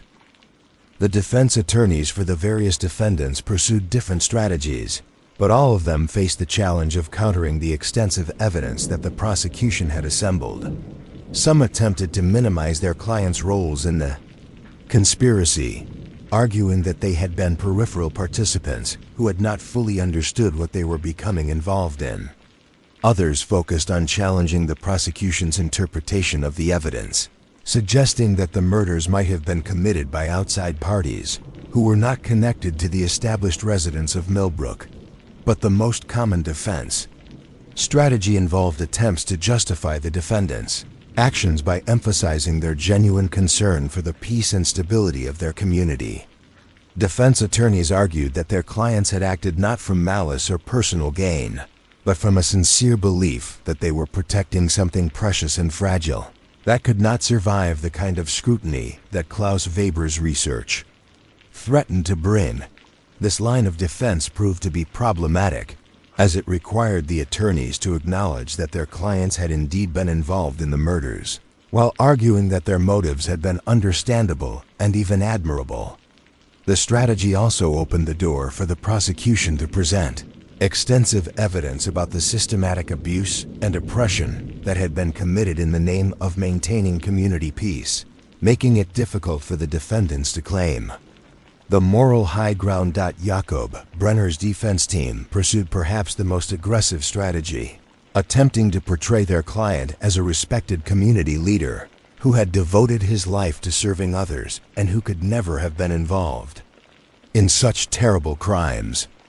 They suggested that Martin Brenner's testimony against his father was motivated by a desire to shift blame for his own actions, and they argued that the prosecution had failed to present direct evidence connecting Jakob to the planning or execution of the murders. But this strategy was undermined by the extensive documentation of Jakob's involvement in the post-war assistance programs and his central role in the community's informal leadership network. Inspector Frost's testimony about the historical evidence Klaus Weber had uncovered made it clear that Jakob had been in a position to know about and participate in the systematic exclusion of families during the Reconstruction period, and that he would have understood the implications of Klaus's research better than most other residents of the community. The trial proceedings also included testimony from several elderly residents of Millbrook who had been sources for Klaus Weber's research, people who had shared their memories of the post-war period with him and who were now willing to speak publicly about what they had witnessed during those years. Their testimony provided human context for the documentary evidence that Klaus had uncovered, revealing the personal impact of the policies and practices that had been employed to manage the integration of displaced populations.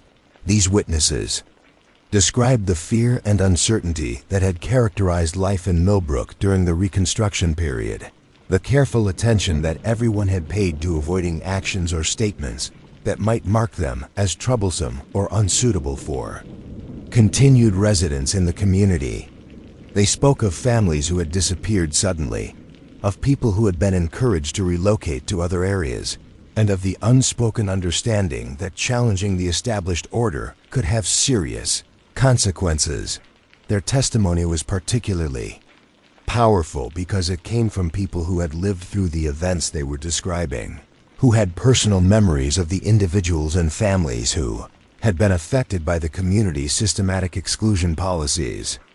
Their willingness to speak publicly about these experiences represented a significant break with the decades-long tradition of silence that had allowed the community's hidden history to remain concealed. As the trial progressed, Inspector Frost found herself reflecting on the broader implications of what was being revealed in the courtroom.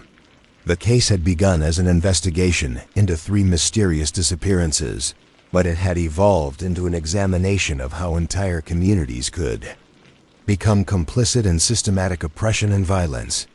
The testimony and evidence presented during the trial revealed mechanisms of social control that extended far beyond Millbrook, suggesting patterns of abuse that might be operating in many other seemingly peaceful communities. The prosecution's case was strengthened by the testimony of experts who had studied similar patterns of post-war social reconstruction in other parts of Europe. Researchers who could place the events in Millbrook within the broader context of how displaced populations had been managed during the decades following the Second World War. These experts testified about the systematic nature of the exclusion policies that had been employed across the region, and about the long-term consequences of these policies for both the excluded families and the communities that had implemented them. The expert testimony helped the jury understand that the murders of Klaus Weber Maria Santos and Thomas Kellner had not been isolated crimes committed by a few disturbed individuals, but rather the extreme manifestation of systematic patterns of social control that had been operating for decades. The defendants had not invented the methods they had used to manage perceived threats to community stability. They had inherited and refined techniques that had been developed and employed by previous generations of community leaders, but the experts also testified about the psychological and social costs of maintaining such systems, the ways in which communities that relied on exclusion and violence to maintain their stability ultimately undermined the very values they claimed to be protecting. The systematic suppression of truth and the elimination of people who challenged established authority created communities that were fundamentally fragile and vulnerable, dependent on continued secrecy and control to prevent their carefully constructed social orders from collapsing.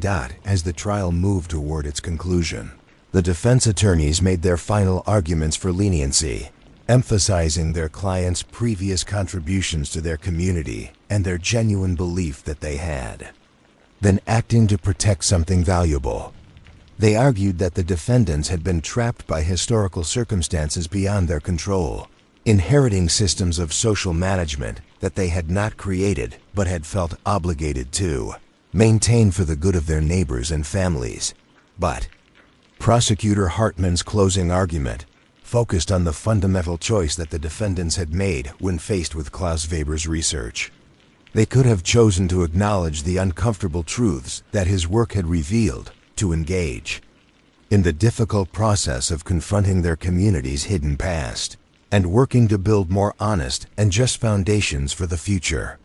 Instead, they had chosen to eliminate the messenger and suppress the message, perpetuating and extending the very systems of oppression that Klaus had worked to expose.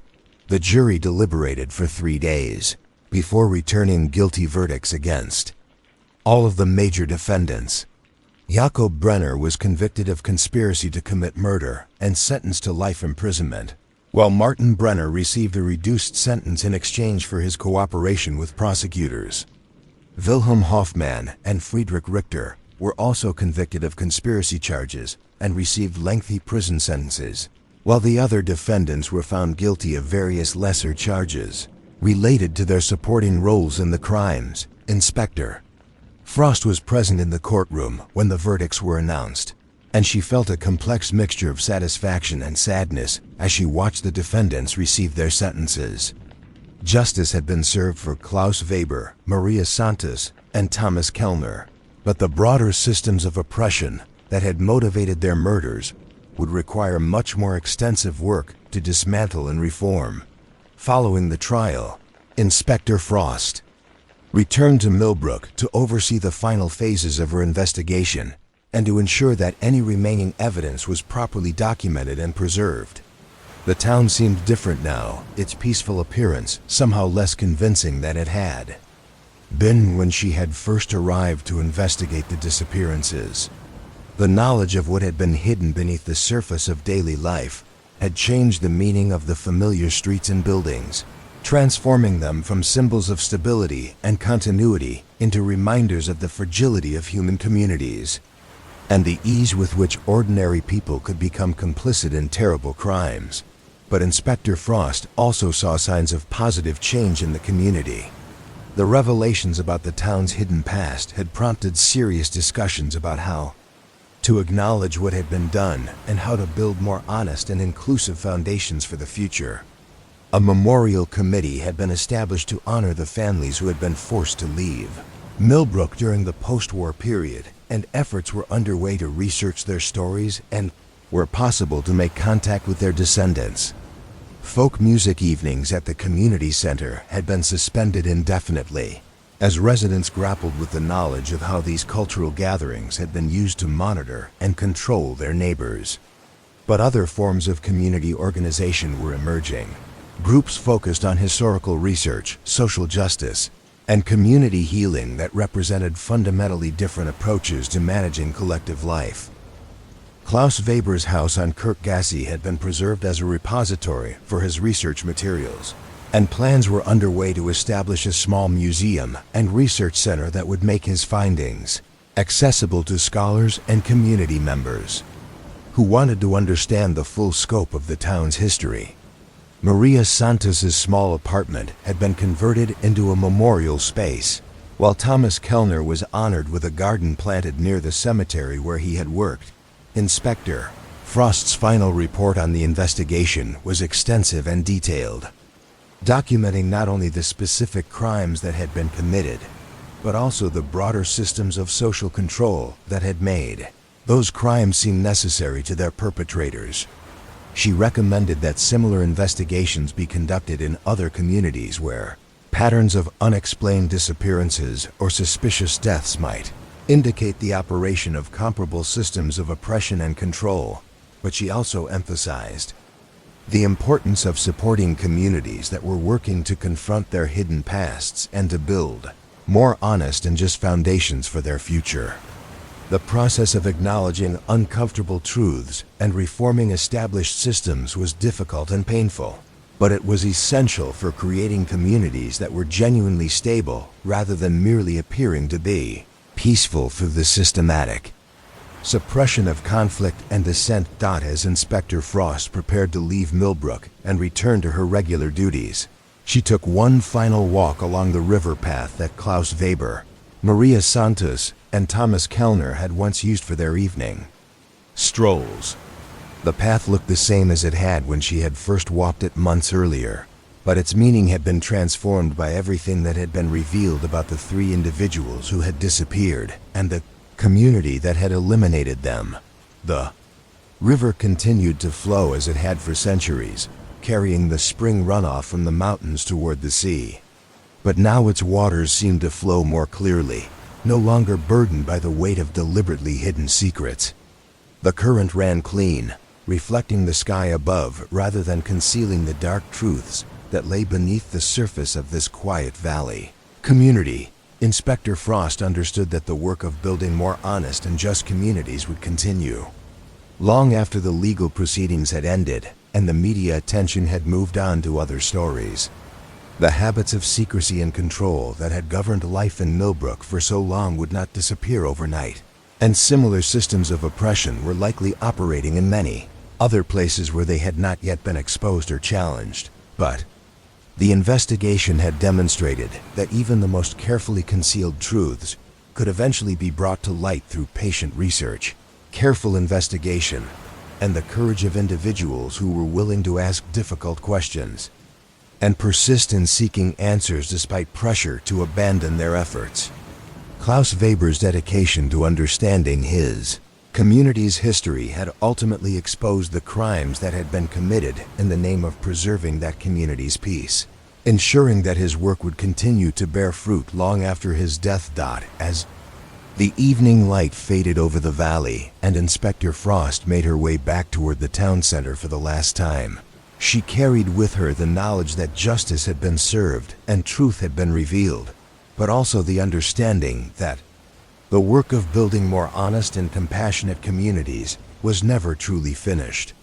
Each generation would face its own challenges and temptations, its own choices between the difficult path of confronting uncomfortable realities and the easier path of maintaining comfortable illusions through the systematic exclusion of inconvenient truths. The waters of Millbrook would continue to flow, carrying with them the accumulated history of human choices made and unmade, of secrets revealed and justice served, of communities broken and rebuilt on more honest foundations. And in that flowing water, future generations might find both the memory of what had been done in their name and the hope that they could do better, that they could build communities worthy of the peace and beauty of the valley that sheltered them. The investigation was complete. The truth had been told.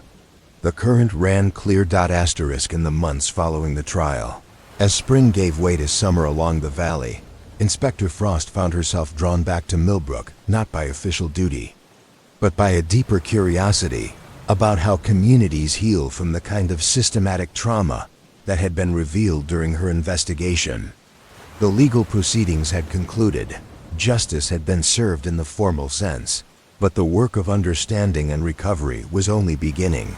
The town had attracted the attention of researchers from several universities, scholars interested in documenting the processes by which small communities could maintain systems of oppression for decades without detection by outside authorities. But Inspector Frost was more interested in the human dimension of recovery, the ways in which ordinary residents were working to rebuild their understanding of their home and their relationships with one another. She had maintained correspondence with several people in Millbrook who had been helpful during her investigation, residents who had provided information or insights that had contributed to solving the case.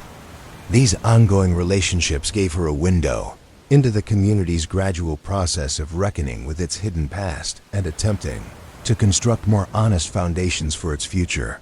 Father Michael Hauser had become something of an unofficial coordinator for the community's healing efforts, organizing discussion groups and memorial services that provided safe spaces for residents to process their reactions to the revelations about their town's history.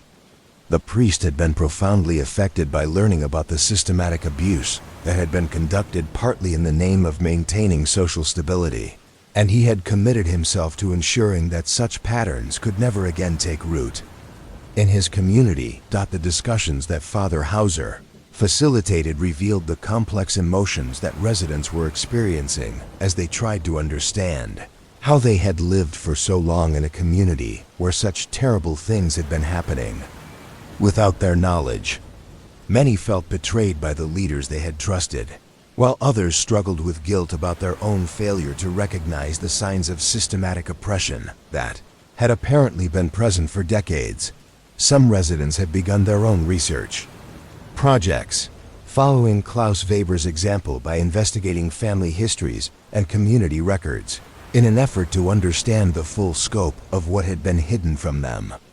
These amateur historians were discovering additional evidence of the exclusion and elimination policies that had been employed during various periods, and they were working to document the stories of families who had been forced to leave the community under suspicious circumstances. The grocery store that had been operated by the Brenner family for generations had been sold to new owners from outside the community, people who had no connection to the town's hidden history and who were working to rebuild the business as a genuinely welcoming gathering place for all residents. The new owners had discovered additional documents in the store's basement storage areas, papers that provided further evidence of the systematic coordination that had characterized the community's exclusion policies. Mrs. Elizabeth Hoffman, whose family had been prominent in organizing the folk music evenings and other cultural activities, had suffered something approaching a nervous breakdown when the full scope of her family's involvement in the conspiracy became clear. She had been hospitalized for several weeks and was now living quietly with relatives in another city, apparently unable to face the community where her family had wielded such destructive influence for so long. But other members of prominent families were working actively to acknowledge what had been done in their names and to make what amends were possible. Wilhelm Hoffman's daughter had established a fund to provide assistance to descendants of families who had been forced to leave Millbrook, and she was working with genealogical researchers to identify and contact people whose grandparents or great-grandparents had been victims of the community's systematic exclusion policies. The process of making contact with these scattered descendants was revealing the lasting impact that the forced relocations had had on multiple generations of families. People whose grandparents had been forced to leave Millbrook in the 1940s and 1950s had grown up with stories about the mysterious circumstances of their families' departures, but they had never understood the systematic nature of what had been done to them. Some of these descendants expressed interest in visiting Millbrook to see the place their families had been forced to abandon, while others preferred to maintain their distance from a community that had treated their ancestors so badly. But many were grateful simply to learn the truth about what had happened, to understand that their grandparents' sudden departures had not been voluntary decisions, but had been the result of systematic persecution. The memorial committee that had been established to honor the excluded families was working to create a permanent installation in the town square that would acknowledge what had been done and commit the community to ensuring that such systematic oppression would never again be tolerated. The design process for this memorial was proving to be complex, as committee members struggled to find ways of acknowledging the truth about the past without creating a monument that would forever mark Millbrook as a place of shame and exclusion. Inspector Frost attended several of the memorial committee meetings during her visits to the community, and she was impressed by the thoughtfulness with which residents were approaching these difficult questions. The discussions revealed a genuine commitment to honesty and accountability, but also a deep concern about how to balance acknowledgement of past wrongs with hope for a better future. The committee had commissioned a local artist to create a series of plaques that would be installed at various locations around the town, marking places that had been significant in the lives of excluded families and providing brief accounts of what had happened to them. The plaques would serve both as memorials to the people who had been forced to leave and as reminders to current residents about the importance of vigilance against the kinds of systematic oppression that had once characterized their community.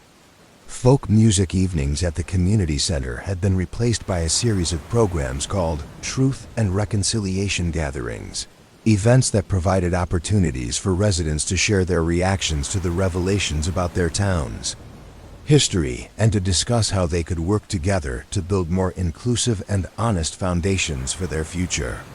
These gatherings were deliberately designed to avoid the subtle mechanisms of social control that had characterized the earlier cultural events, with careful attention to ensuring that all voices could be heard and respected. The gatherings had attracted participants from beyond Millbrook itself, including representatives of other communities that were grappling with similar revelations about their own hidden histories. Inspector Frost learned that her investigation had inspired similar inquiries in several other towns in the region, and that patterns of systematic exclusion and elimination were being uncovered in places where they had previously remained hidden. This regional dimension of the recovery process was proving to be important for Millbrook's own healing efforts, as residents realized that their community's problems had not been unique or isolated. The systematic oppression that had characterized their town for decades had been part of broader patterns of social control that had operated across much of the region during the post-war Reconstruction period and beyond. Understanding this broader context helped residents of Millbrook to see their situation in perspective, to recognize that while their community bore responsibility for what had been done, they were also part of a larger social and political system that had encouraged and enabled such systematic abuse.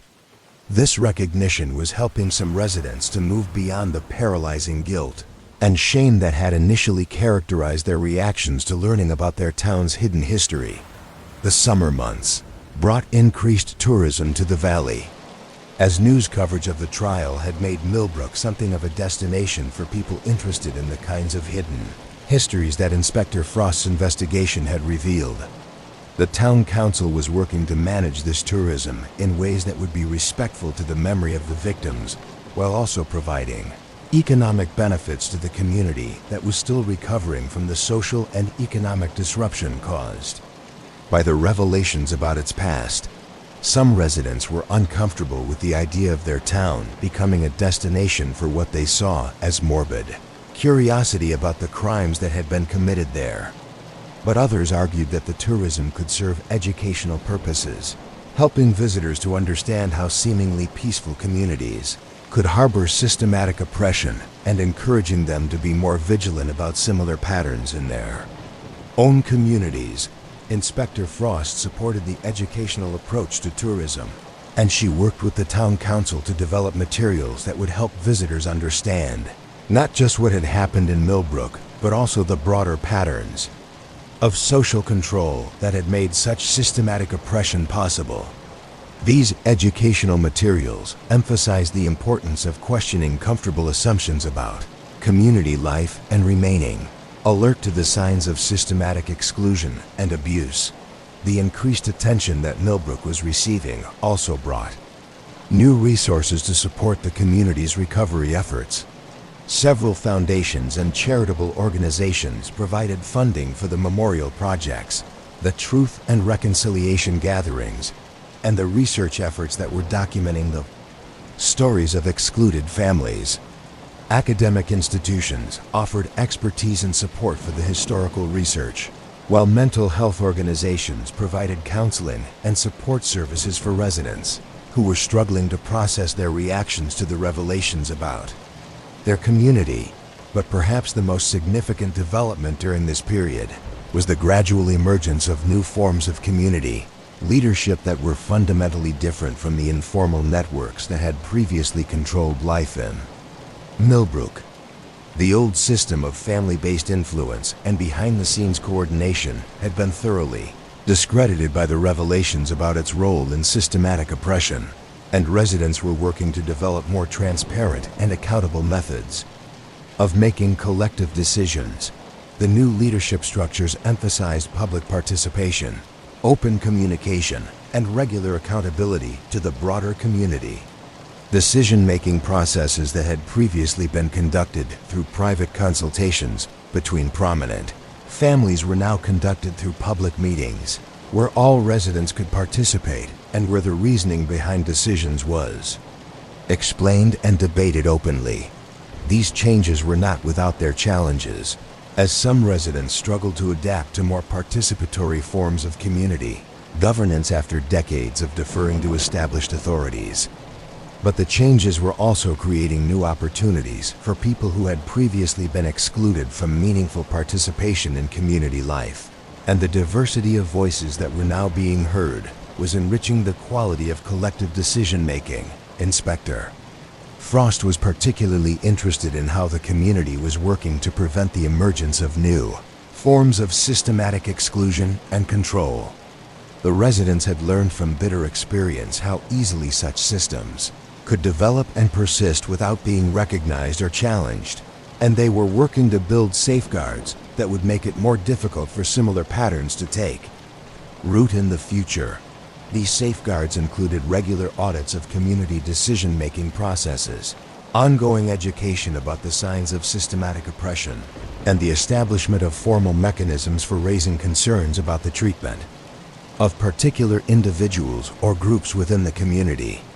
The safeguards also included connections to outside organizations and institutions that could provide independent monitoring and support when needed. The effectiveness of these safeguards would not be fully tested until the community faced new challenges and pressures that might tempt residents to revert to exclusive and controlling approaches to managing collective life. But Inspector Frost was encouraged by the thoughtfulness with which the safeguards were being designed and the genuine commitment that residents were showing to maintaining them, even when they made community governance more complex and time-consuming. As autumn returned to the valley, Inspector Frost found herself reflecting on the broader lessons that could be drawn from Millbrook's experience. The case had demonstrated both the fragility of human communities and their capacity for recovery and renewal when they were willing to confront uncomfortable truths about their past and commit themselves to building more honest and inclusive foundations for their future. The investigation had also revealed the importance of individuals like Klaus Weber, Maria Santos, and Thomas Kellner, people whose curiosity, courage, and persistence had ultimately made it possible to expose systematic oppression that might otherwise have continued indefinitely. Their deaths had been tragic, but their legacy was living on in the community's commitment to ensuring that the truths they had died trying to reveal would not be forgotten or suppressed again. Inspector Frost's final visits to Millbrook during this period confirmed her sense that the community was making genuine progress in its recovery efforts, but they also reminded her that such progress was fragile and required ongoing vigilance and commitment. The work of building more honest and inclusive communities was never truly finished, and each generation would face its own temptations to choose comfort and convenience over the more difficult path of confronting uncomfortable realities. 2 years after the trial, Inspector Frost received an invitation to return to Millbrook for the dedication of the memorial that had been created to honor the families who had been excluded from the community during the post-war Reconstruction period and in subsequent decades.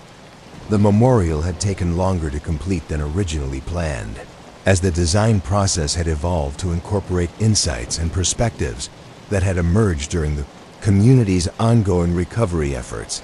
The final memorial consisted of a series of installations throughout the town, each marking a location that had been significant in the lives of excluded families and each providing information about what had happened there. The installations were designed to be integrated into the daily life of the community rather than segregated into a separate memorial space, ensuring that residents would encounter reminders of their town's hidden history as they went about their ordinary activities. The central element of the memorial was located in the town square, where a fountain had been built incorporating stones from buildings that had once housed excluded families. Water flowed continuously through the fountain, carrying inscribed names of the families who had been forced to leave and creating a sound that was both soothing and perpetually present in the heart of the community. Inspector Frost was moved by the thoughtfulness of the memorial design and by the speeches that were given during the dedication ceremony. The speakers included descendants of excluded families who had traveled to Millbrook for the occasion, community leaders who had emerged during the recovery process, and representatives of other communities that had been inspired by Millbrook's efforts to confront its hidden past. But perhaps the most powerful moment of the ceremony came when an elderly woman named Elena Santos took the podium to speak about her grandmother, Maria Santos, who had been murdered for her knowledge of the community's hidden history. Elena had been living in Portugal when her grandmother died, and she had only learned about the circumstances of Maria's death when contacted by researchers working to document the stories of excluded families.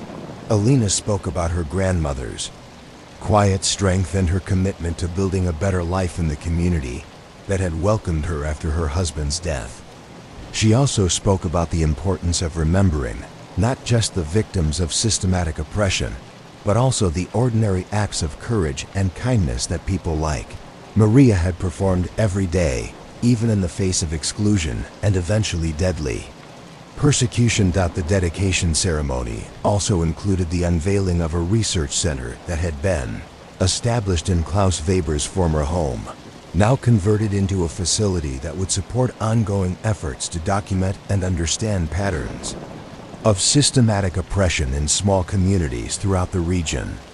The research center housed Klaus's original materials, as well as documents and testimonies that had been collected during the subsequent investigation and recovery process. The research center was designed to serve both scholarly and community purposes, providing resources for academic researchers while also offering educational programs for residents and visitors who wanted to understand the mechanisms by which seemingly peaceful communities could harbor systematic abuse. The center's programs emphasized the importance of vigilance and citizen engagement in preventing the emergence of new forms of oppression and exclusion. Inspector Frost spent several days in Millbrook during her visit, meeting with residents and observing the changes that had taken place since her investigation. She was impressed by the vitality and openness that now characterized community life, the ways in which residents had learned to engage with difficult questions and to maintain productive relationships even when they disagreed about specific issues or approaches. The community had developed new traditions and institutions that reflected its commitment to inclusivity and accountability.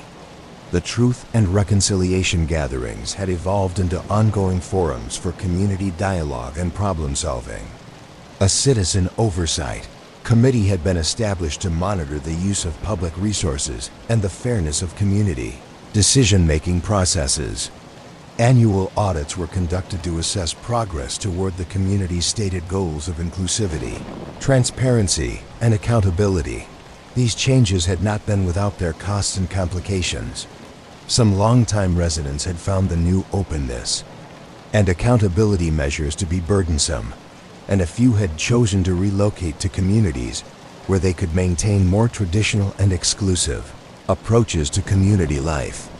The loss of these residents had been painful for those who remained, but it had also freed the community to pursue its recovery efforts without the resistance that might have undermined progress. The economic impact of the changes had also been complex. The tourism that had developed around the community's history of hidden oppression had brought some financial benefits, but it had also created new challenges related to managing visitors and maintaining the integrity of the memorial and educational programs. The community had been forced to develop new skills and institutions for managing these challenges, and the learning process had sometimes been difficult. But overall, Inspector Frost was struck by the resilience and creativity that residents had shown in rebuilding their community on more honest and inclusive foundations. The process had required sustained effort and commitment from many people over an extended period, but it had also created new sources of energy and pride that were strengthening the community's capacity to face future challenges. One of the most encouraging developments was the emergence of a new generation of community leaders who had come of age during the recovery process and who had been shaped by the community's commitment to confronting uncomfortable truths rather than suppressing them. These younger leaders brought different perspectives and approaches to community governance, and they were helping to ensure that the lessons learned from the community's hidden history would continue to influence its development for generations to come. Inspector Frost met with several of these emerging leaders during her visit, and she was impressed by their sophistication in thinking about the challenges of maintaining inclusive and accountable community institutions.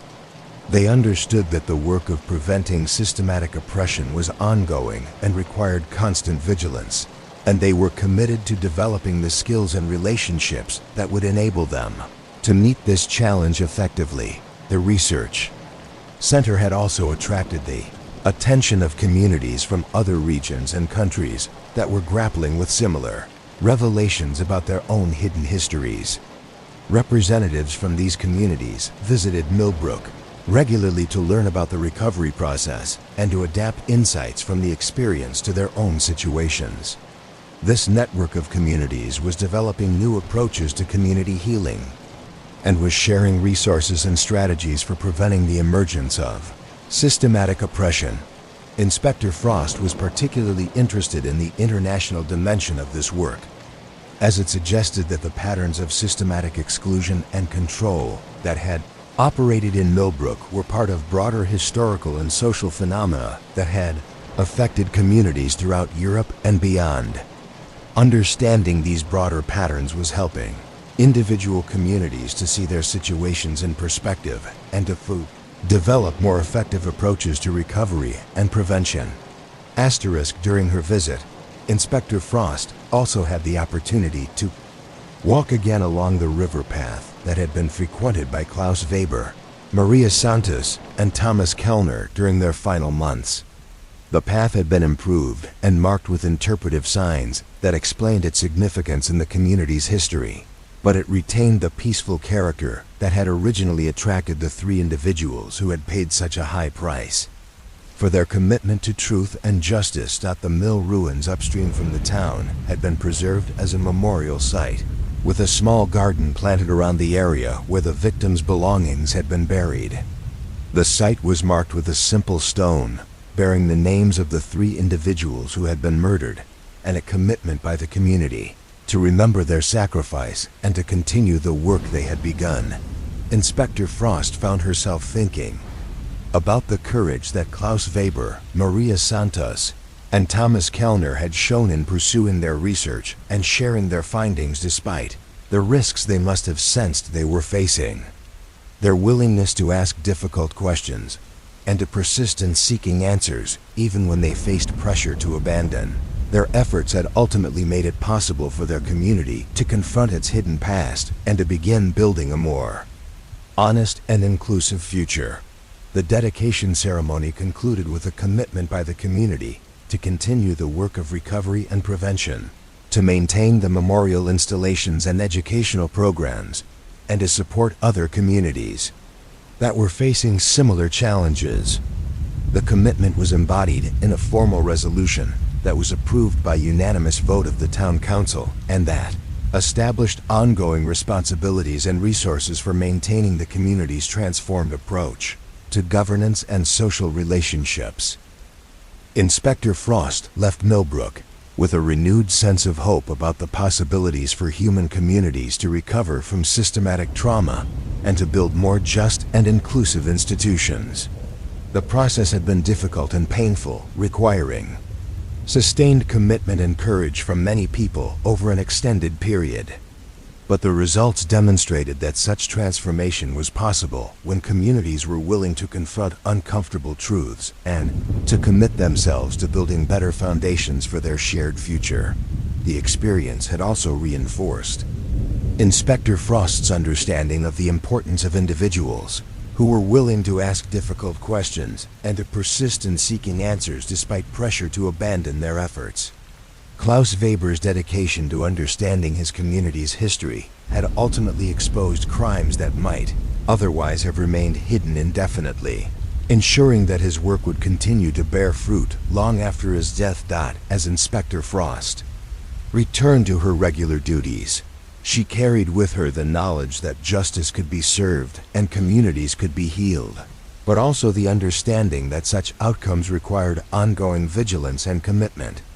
The work of building more honest and inclusive communities was never truly finished, and each generation would face its own challenges and opportunities to choose between the difficult path of confronting uncomfortable realities and the easier path of maintaining comfortable illusions.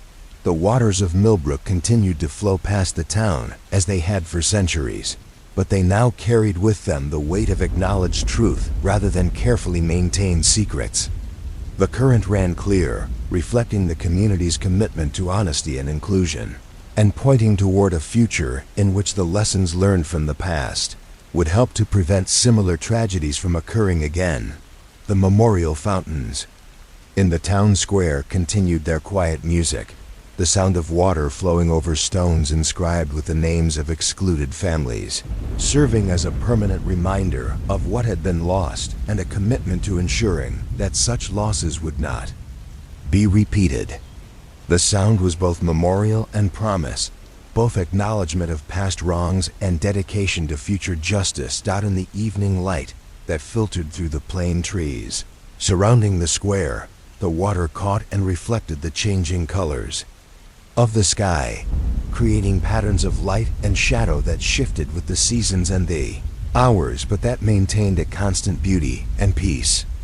The patterns seemed to speak of the possibility of renewal and redemption, of the capacity of human communities to learn from their mistakes and to build more beautiful and just foundations for their shared life.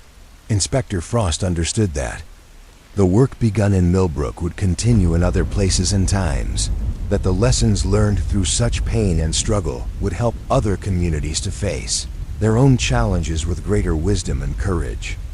The investigation that had begun with 3 mysterious disappearances had ultimately revealed truths that extended far beyond the borders of any single town or region. Truths about the human capacity for both systematic oppression and courageous resistance, for both devastating betrayal and inspiring redemption. The quiet waters of Millbrook would continue to flow, carrying with them the accumulated history of human choices made and unmade, of communities broken and rebuilt, of truth suppressed and finally revealed. And in that flowing water, future generations might find both the memory of what had been done and the hope of what could still be accomplished when people chose courage over comfort, truth over convenience, and inclusion over exclusion. The current ran clear, and the work continued. 5 years had passed since Inspector Frost's investigation had first brought the hidden history of Millbrook into the light, and the community had settled into rhythms of life that would have been unimaginable during the decades when systematic oppression had shaped its social order. The changes had been gradual but profound, touching every aspect of how residents related to one another and understood their shared responsibility for maintaining an inclusive and accountable community. The research center established in Klaus Weber's former home had become a focal point not only for scholarly investigation, but for a growing network of communities throughout Europe that were working to confront similar patterns of hidden historical trauma. The center's archives now contain documentation from dozens of towns and cities, where systematic exclusion and elimination had operated for decades without detection, revealing the truly regional scope of the social control mechanisms that had once seemed unique to MILLB. Dr. Sarah Chun, a historian specializing in post-war European social reconstruction, had been appointed as the center's first director. She had spent the previous 3 years developing comprehensive documentation of the patterns that connected Millbrook's experience to similar cases throughout the region, and her research was beginning to reveal the institutional networks that had supported and coordinated these systems of oppression across multiple communities. Dr. Chen's work had uncovered evidence that the informal networks which had governed communities like Millbrook had been connected to broader political and economic structures that had shaped the post-war reconstruction of Europe. The systematic exclusion of certain families and individuals had not been simply the result of local prejudices or community dynamics, but had been part of deliberate policies designed to create politically reliable populations in strategically important regions. This broader understanding of the historical context was helping communities like Millbrook to see their experiences as part of larger patterns of social control that had operated throughout the continent during the Cold War period. The revelation that their local traumas had been connected to international political strategies was both disturbing and, in some ways, liberating, as it helped residents to understand that their community's problems had not been unique manifestations of some particular moral failing. Inspector Frost had maintained her connection to Millbrook and the Research Center, serving as a consultant on investigations in other communities where similar patterns were being uncovered. Her experience in documenting the mechanisms of systematic oppression and the methods used to conceal evidence of crimes had proven invaluable in helping other investigators to understand what they were looking for and how to build cases that could survive legal scrutiny. The work was emotionally demanding, as each new investigation revealed fresh evidence of the systematic abuse that had been inflicted on vulnerable populations across the region. But Inspector Frost found meaning in the knowledge that her efforts were helping to bring justice to victims whose stories might otherwise have remained forever hidden, and were contributing to broader understanding of how such systems operated and how they could be prevented. During her most recent visit to Millbrook, Inspector Frost had been struck by the transformation in the community's social atmosphere. The careful deference and hidden tensions that had once characterized interactions between different segments of the population had been replaced by a more open and egalitarian approach to community relationships. People spoke more freely about their concerns and disagreements, but they also demonstrated greater skill at working through conflicts constructively. The community had developed new institutions for managing the challenges that arose from its commitment to inclusivity and transparency. A community mediation center had been established to help residents resolve disputes without reverting to the kinds of informal pressure and exclusion that had once been used to maintain social control. The center was staffed by trained volunteers who had learned techniques for facilitating productive dialogue between people with different perspectives and interests. The mediation center had handled hundreds of cases during its first few years of operation, ranging from simple neighbor disputes to more complex conflicts involving business relationships, family disagreements, and differing views about community development priorities. The success of these mediation efforts had demonstrated that communities could address conflicts and maintain social stability without resorting to exclusion or systematic oppression. The annual Truth and Reconciliation gatherings had evolved into more specialized forums that addressed specific aspects of the community's ongoing recovery and development. Some gatherings focused on historical documentation and education, while others addressed current challenges related to economic development, environmental protection, or social inclusion. The diversity of these programs reflected the community's growing sophistication in understanding the multiple dimensions of building and maintaining just and inclusive institutions. The memorial installations throughout the town had also evolved.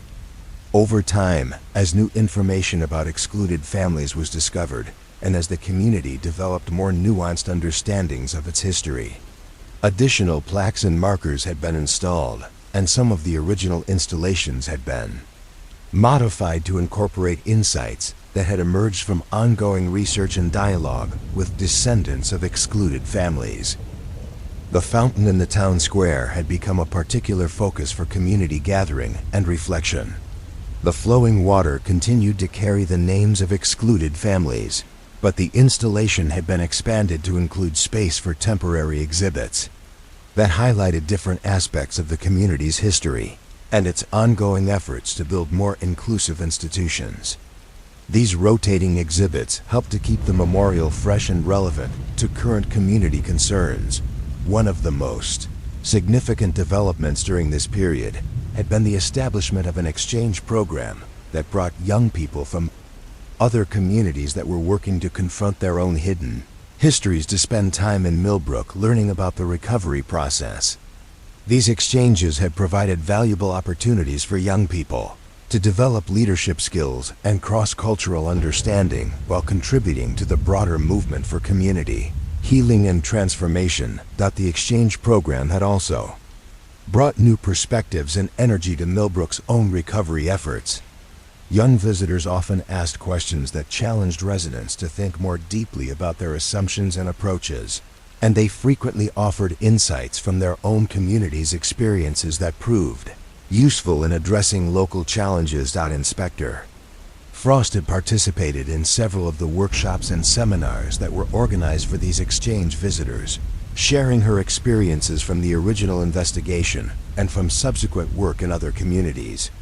She was consistently impressed by the sophistication and commitment of the young people who participated in these programs, and she found hope in their determination to build more just and inclusive societies than the ones they had inherited. Economic impact of Millbrook's transformation had proven to be largely positive, though the changes had required significant adaptation from local businesses and residents.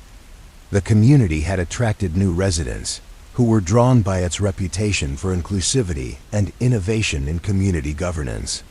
These new residents had brought skills and resources that had strengthened the local economy while also contributing to the diversity of perspectives and approaches that enriched community life. The research center had become a significant employer in the community, providing jobs not only for academic researchers, but also for support staff, tour guides, and educational program coordinators.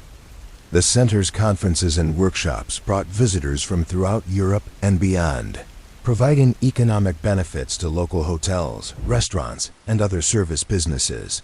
But perhaps more importantly, the community had developed new approaches to economic development that prioritize social and environmental sustainability alongside financial success.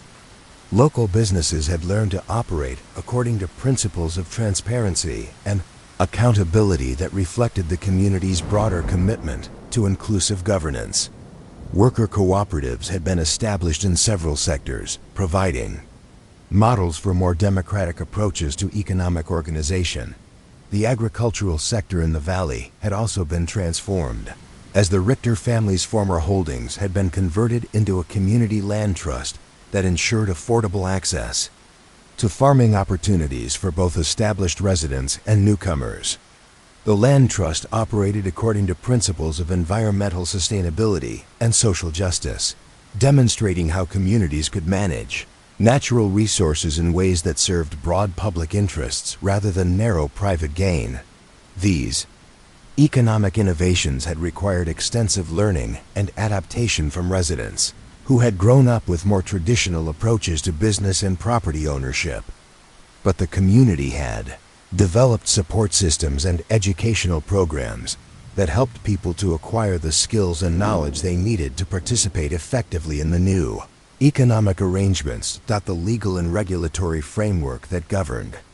These innovations had required careful negotiation with regional and national authorities, some of whom were initially skeptical about the community's experimental approaches to governance and economic organization.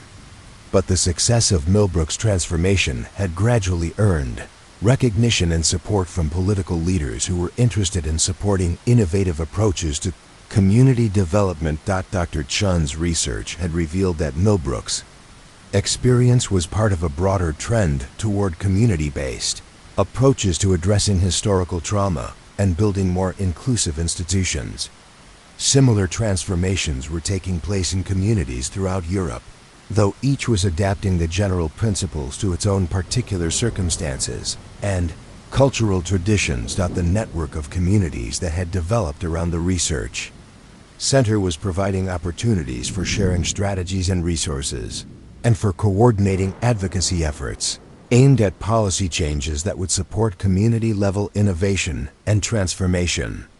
This network was becoming a significant force for social change that operated at scales ranging from local community development to international policy coordination. Inspector Frost's work with this network had taken her to communities throughout Europe and beyond, documenting patterns of systematic oppression and supporting recovery efforts that were contributing to a broader transformation in understanding about community governance and social justice. The work was demanding and sometimes dangerous, as some communities were still controlled by networks that were willing to use violence to protect their power and privilege. But the growing success of communities like Millbrook was providing both inspiration and practical models that were helping other places to envision and implement their own transformation processes.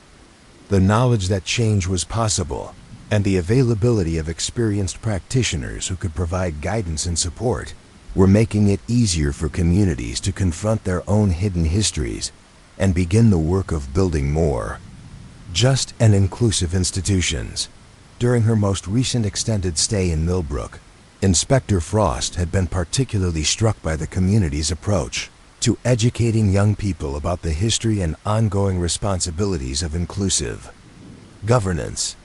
The local school had developed a comprehensive curriculum that taught students not only about their community's particular history, but also about the broader patterns of systematic oppression and community transformation that connected their experience to global movements for social justice. The educational programs were designed to be both intellectually rigorous and emotionally supportive, helping young people to understand difficult historical realities while also developing the skills and confidence they would need to contribute to building better communities. The programs emphasized critical thinking, collaborative problem solving, and civic engagement, preparing students to be active and informed participants in democratic institutions.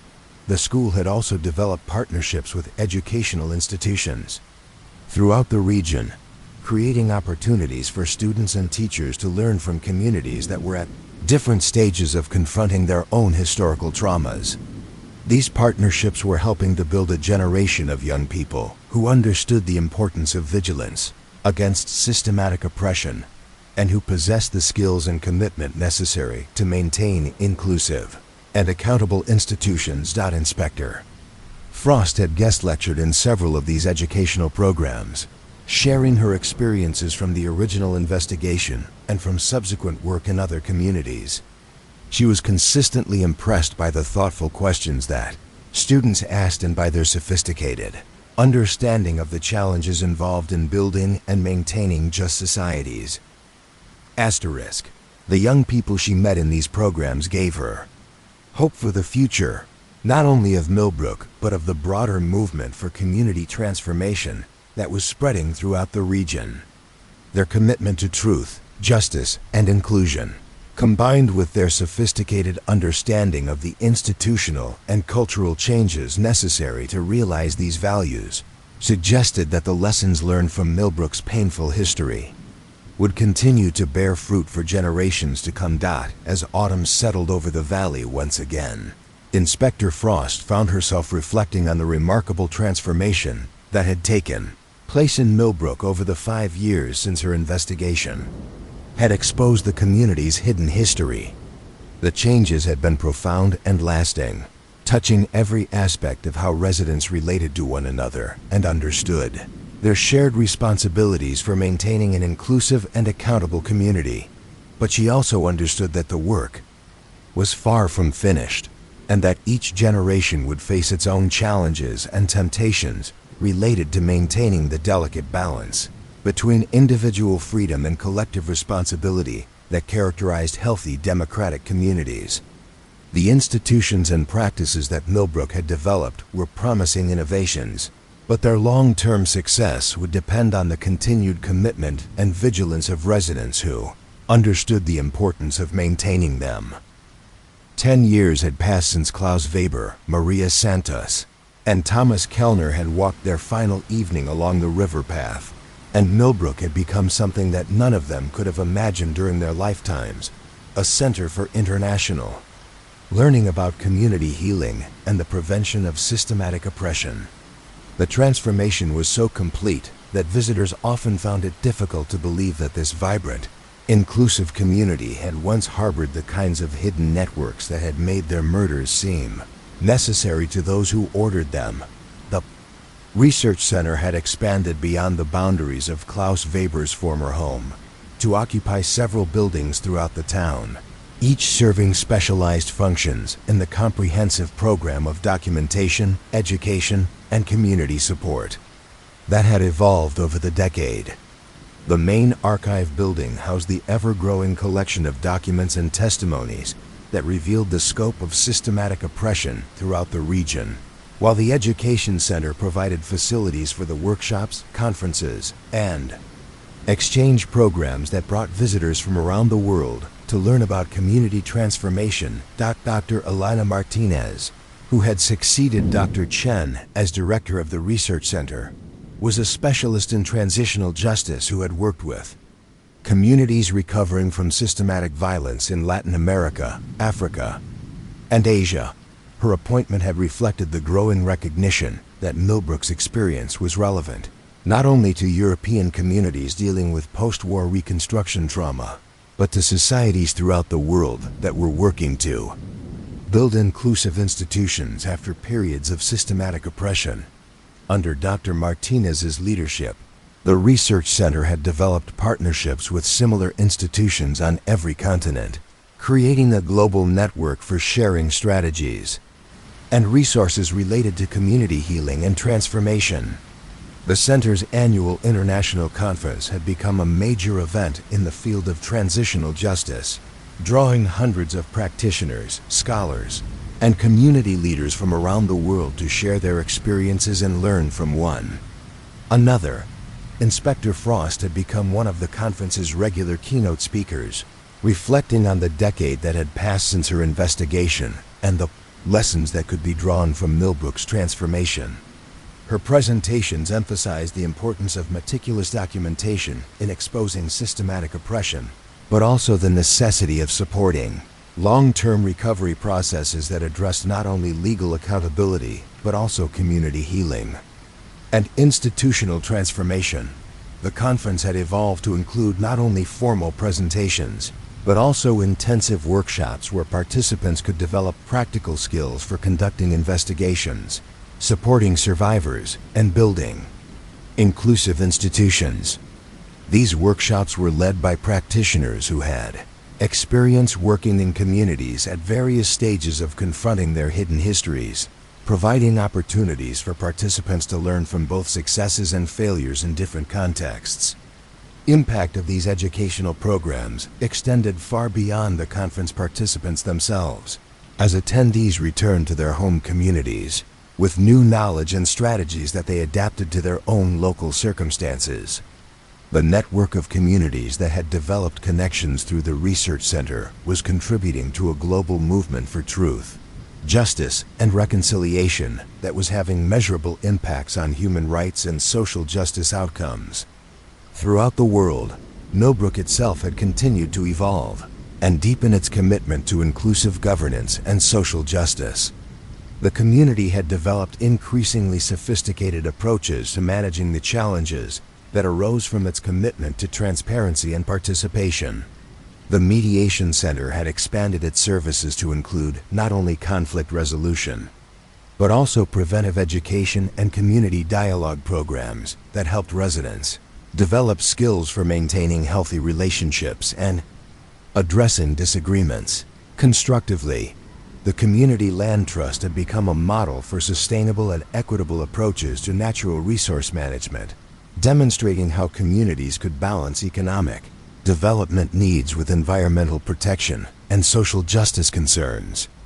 The Trust's success had attracted attention from policymakers and community development practitioners throughout Europe, and several similar initiatives had been established in other regions. Based on Millbrook's experience, the memorial installations throughout the town had become destinations not only for people interested in learning about the community's history, but also for those seeking inspiration for their own transformation efforts. The fountain in the town square had been designated as an international memorial to victims of systematic community oppression, with water from rivers throughout Europe flowing together in recognition of the shared nature of the historical trauma that had affected so many places. The flowing water continued to carry the names of excluded families from Millbrook, but it now also carried names from other communities where similar patterns of oppression had been documented and acknowledged. The sound of the water had become a symbol of the possibility of healing and renewal, attracting visitors who found peace and hope in its continuous flow and the commitment to justice that it represented. The exchange program for young people had expanded to include participants from throughout the world, creating opportunities for cross-cultural learning and leadership development that were preparing a new generation of community organizers and social justice advocates. The program had developed sophisticated curricula that combined historical education with practical skill development, helping young people to understand both the patterns of oppression that they might encounter and the strategies available for building more inclusive alternatives. Many of the program's alumni had gone on to become leaders in their own community's transformation efforts, carrying forward the lessons they had learned in Millbrook and adapting them to different cultural and political contexts. The network of relationships that had developed through the program was creating connections between social justice movements throughout the world, facilitating the sharing of strategies and resources that were strengthening efforts to build more inclusive societies. Inspector Frost had maintained her connections to many of these young leaders, serving as a mentor and consultant as they developed their own approaches to investigating and exposing systematic oppression. Her experience in building cases that could survive legal challenges had proven valuable in contexts where traditional authorities were resistant to accountability efforts, and her understanding of the psychological and social dynamics of community transformation had helped many emerging leaders to develop more effective strategies for supporting healing and reconciliation processes. The economic impact of Millbrook's transformation had continued to be largely positive, though the community had had to manage the challenges that came with its growing international profile and the increasing numbers of visitors who wanted to learn from its experience. The community had developed sophisticated approaches to sustainable tourism that maximized the educational benefits of visitor programs, while minimizing the disruption to daily life and the environmental impact of increased travel to the valley. Local businesses had adapted to serve the needs of international visitors while maintaining their commitment to the principles of transparency and social responsibility that characterized the community's broader transformation. Worker cooperatives had expanded to include not only traditional businesses, but also innovative enterprises that provided services related to community development, conflict resolution, and sustainability education. The success of these economic innovations had contributed to the community's financial stability and had provided resources that supported ongoing investment in educational programs, memorial maintenance, and community development initiatives. But perhaps more importantly, The economic transformation had demonstrated that communities could achieve prosperity while maintaining strong commitments to social justice and environmental sustainability. The legal and regulatory framework that supported Millbrook's innovations had been recognized by national and international authorities as a model for community-based approaches to governance and development. The community's success had contributed to policy changes that made it easier for other communities to experiment with similar approaches, and had influenced international discussions about community rights and local democracy. Dr. Martinez's research program had documented the spread of community transformation movements throughout Europe and beyond, revealing how the principles and practices developed in places like Millbrook were being adapted to address different forms of historical trauma and systematic oppression. The research was contributing to broader understanding of how communities could recover from systematic violence and build more inclusive institutions, and was informing policy debates about transitional justice and community development. The documentation of these broader patterns was also revealing the continuing relevance of the investigation techniques that Inspector Frost had developed during her original work in Millbrook. Communities throughout the world were using similar approaches to uncover hidden histories of systematic oppression, and the methods for building legal cases and supporting community healing processes were being refined and adapted through practical experience in diverse contexts. Inspector Frost had compiled her experiences into a comprehensive manual for investigators and community organizers working to expose and address systematic oppression. The manual included not only technical guidance about investigation techniques and evidence documentation, but also insights about the psychological and social dimensions of supporting communities through transformation processes. The manual had been translated into dozens of languages and was being used by investigators, community organizers, and transitional justice practitioners throughout the world.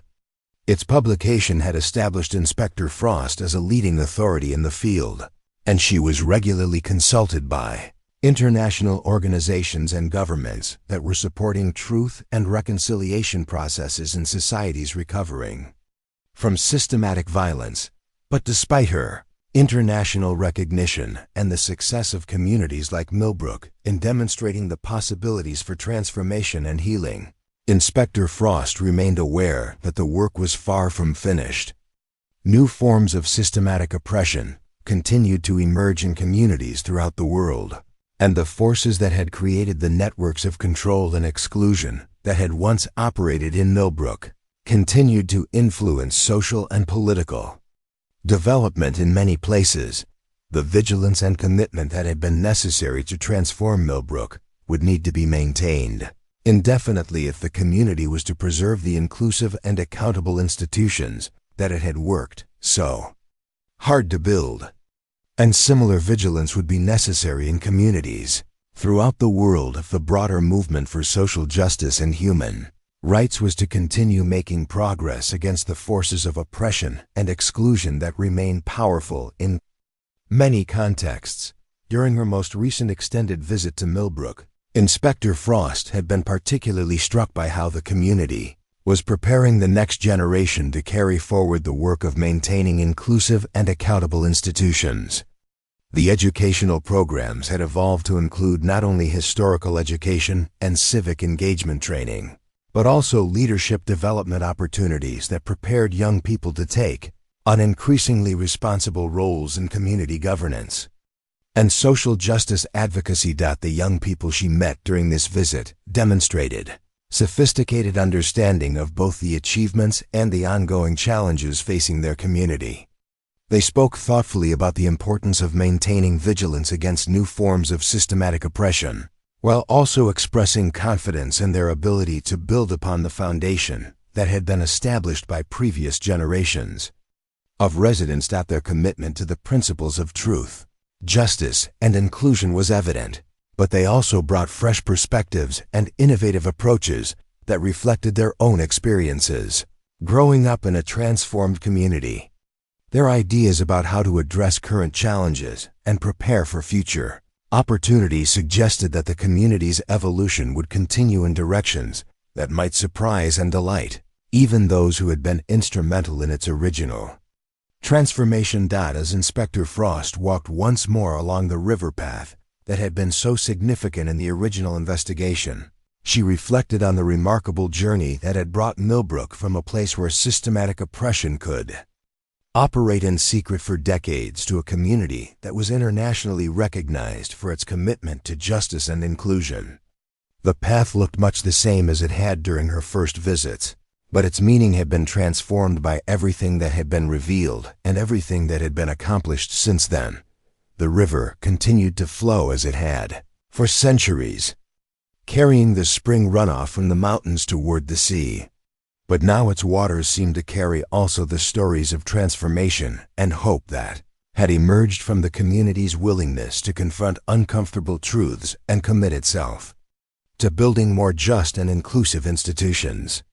The current ran clear, reflecting not only the sky above, but also the possibility of renewal and redemption that could emerge from even the most painful acknowledgement of past wrongs. The mill ruins upstream had been transformed into a center for environmental education and sustainability training. Their restored buildings housing programs that taught visitors about ecological restoration and sustainable community development. The site where evidence of the crimes had once been buried had become a garden where plants from throughout the world grew together, symbolizing the international connections that had developed from the community's transformation. Inspector Frost understood that the work that had begun with her investigation of 3 mysterious disappearances had evolved into something far broader and more significant than she could have imagined at the time. The quest for truth and justice that had motivated Klaus Weber, Maria Santos, and Thomas Kellner had ultimately contributed to a global movement for community, healing, and social transformation that was making measurable differences in the lives of people throughout the world. The quiet waters of Millbrook would continue to flow, carrying with them the accumulated history of human choices and the ongoing commitment to building more just and inclusive communities. In that flowing water, future generations would find both the memory of what had been overcome and the inspiration to continue the work of building societies worthy of the highest human aspirations for truth, justice, and compassion. Thank you for joining me on this complete journey through the quiet mysteries and profound transformation of Millbrook. From the first mysterious disappearances to the community's emergence as a beacon of hope for justice and healing worldwide, we have witnessed the power of truth to transform even the darkest secrets into foundations for renewal. May you find in this story both the caution to remain vigilant against hidden injustices and the hope that communities can transform themselves when they choose courage over comfort, truth over convenience, and inclusion over exclusion. May your own waters run clear, carrying forward the lessons of the past toward a more just and compassionate future. Sleep peacefully, knowing that even in our darkest moments, the possibility of redemption and renewal flows like a quiet river toward the sea. Rest well,